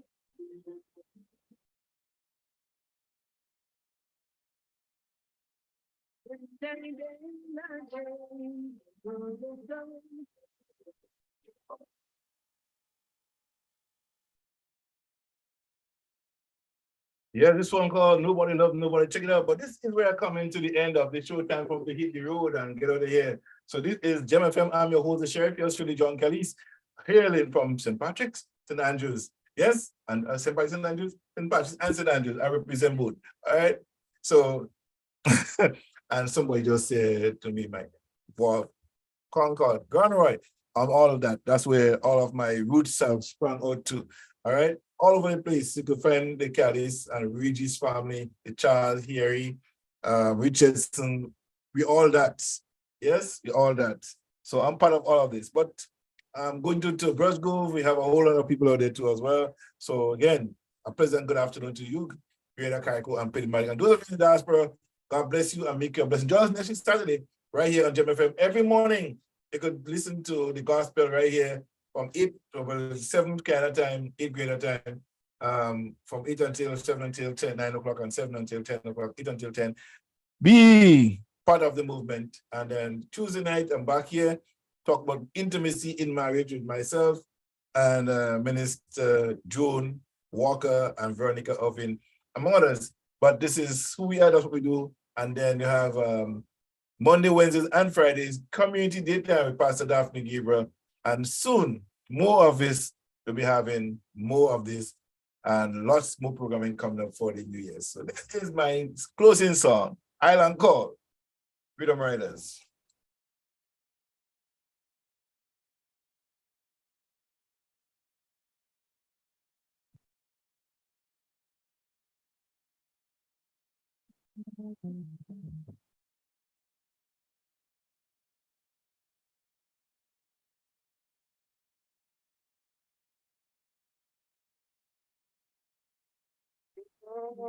That's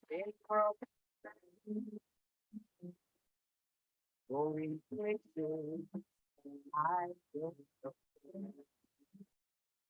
Every fool without any fear. One night I spent about my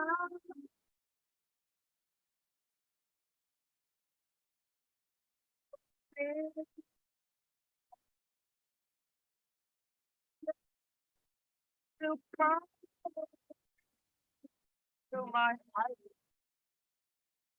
in the sun, full of spices and cool water. Like sunshine, silvery drops falling. I must go back. I must go back. My little island is calling. I saw the valley so wet. Children play, what a some mom and dad, brothers. Peace alone, but when I think of the peace and love that still exists, then I knew I must be true to my island in the sky. Heavenly blessing, like sunshine, sailing places, oh, so kind. I must if I ever this call.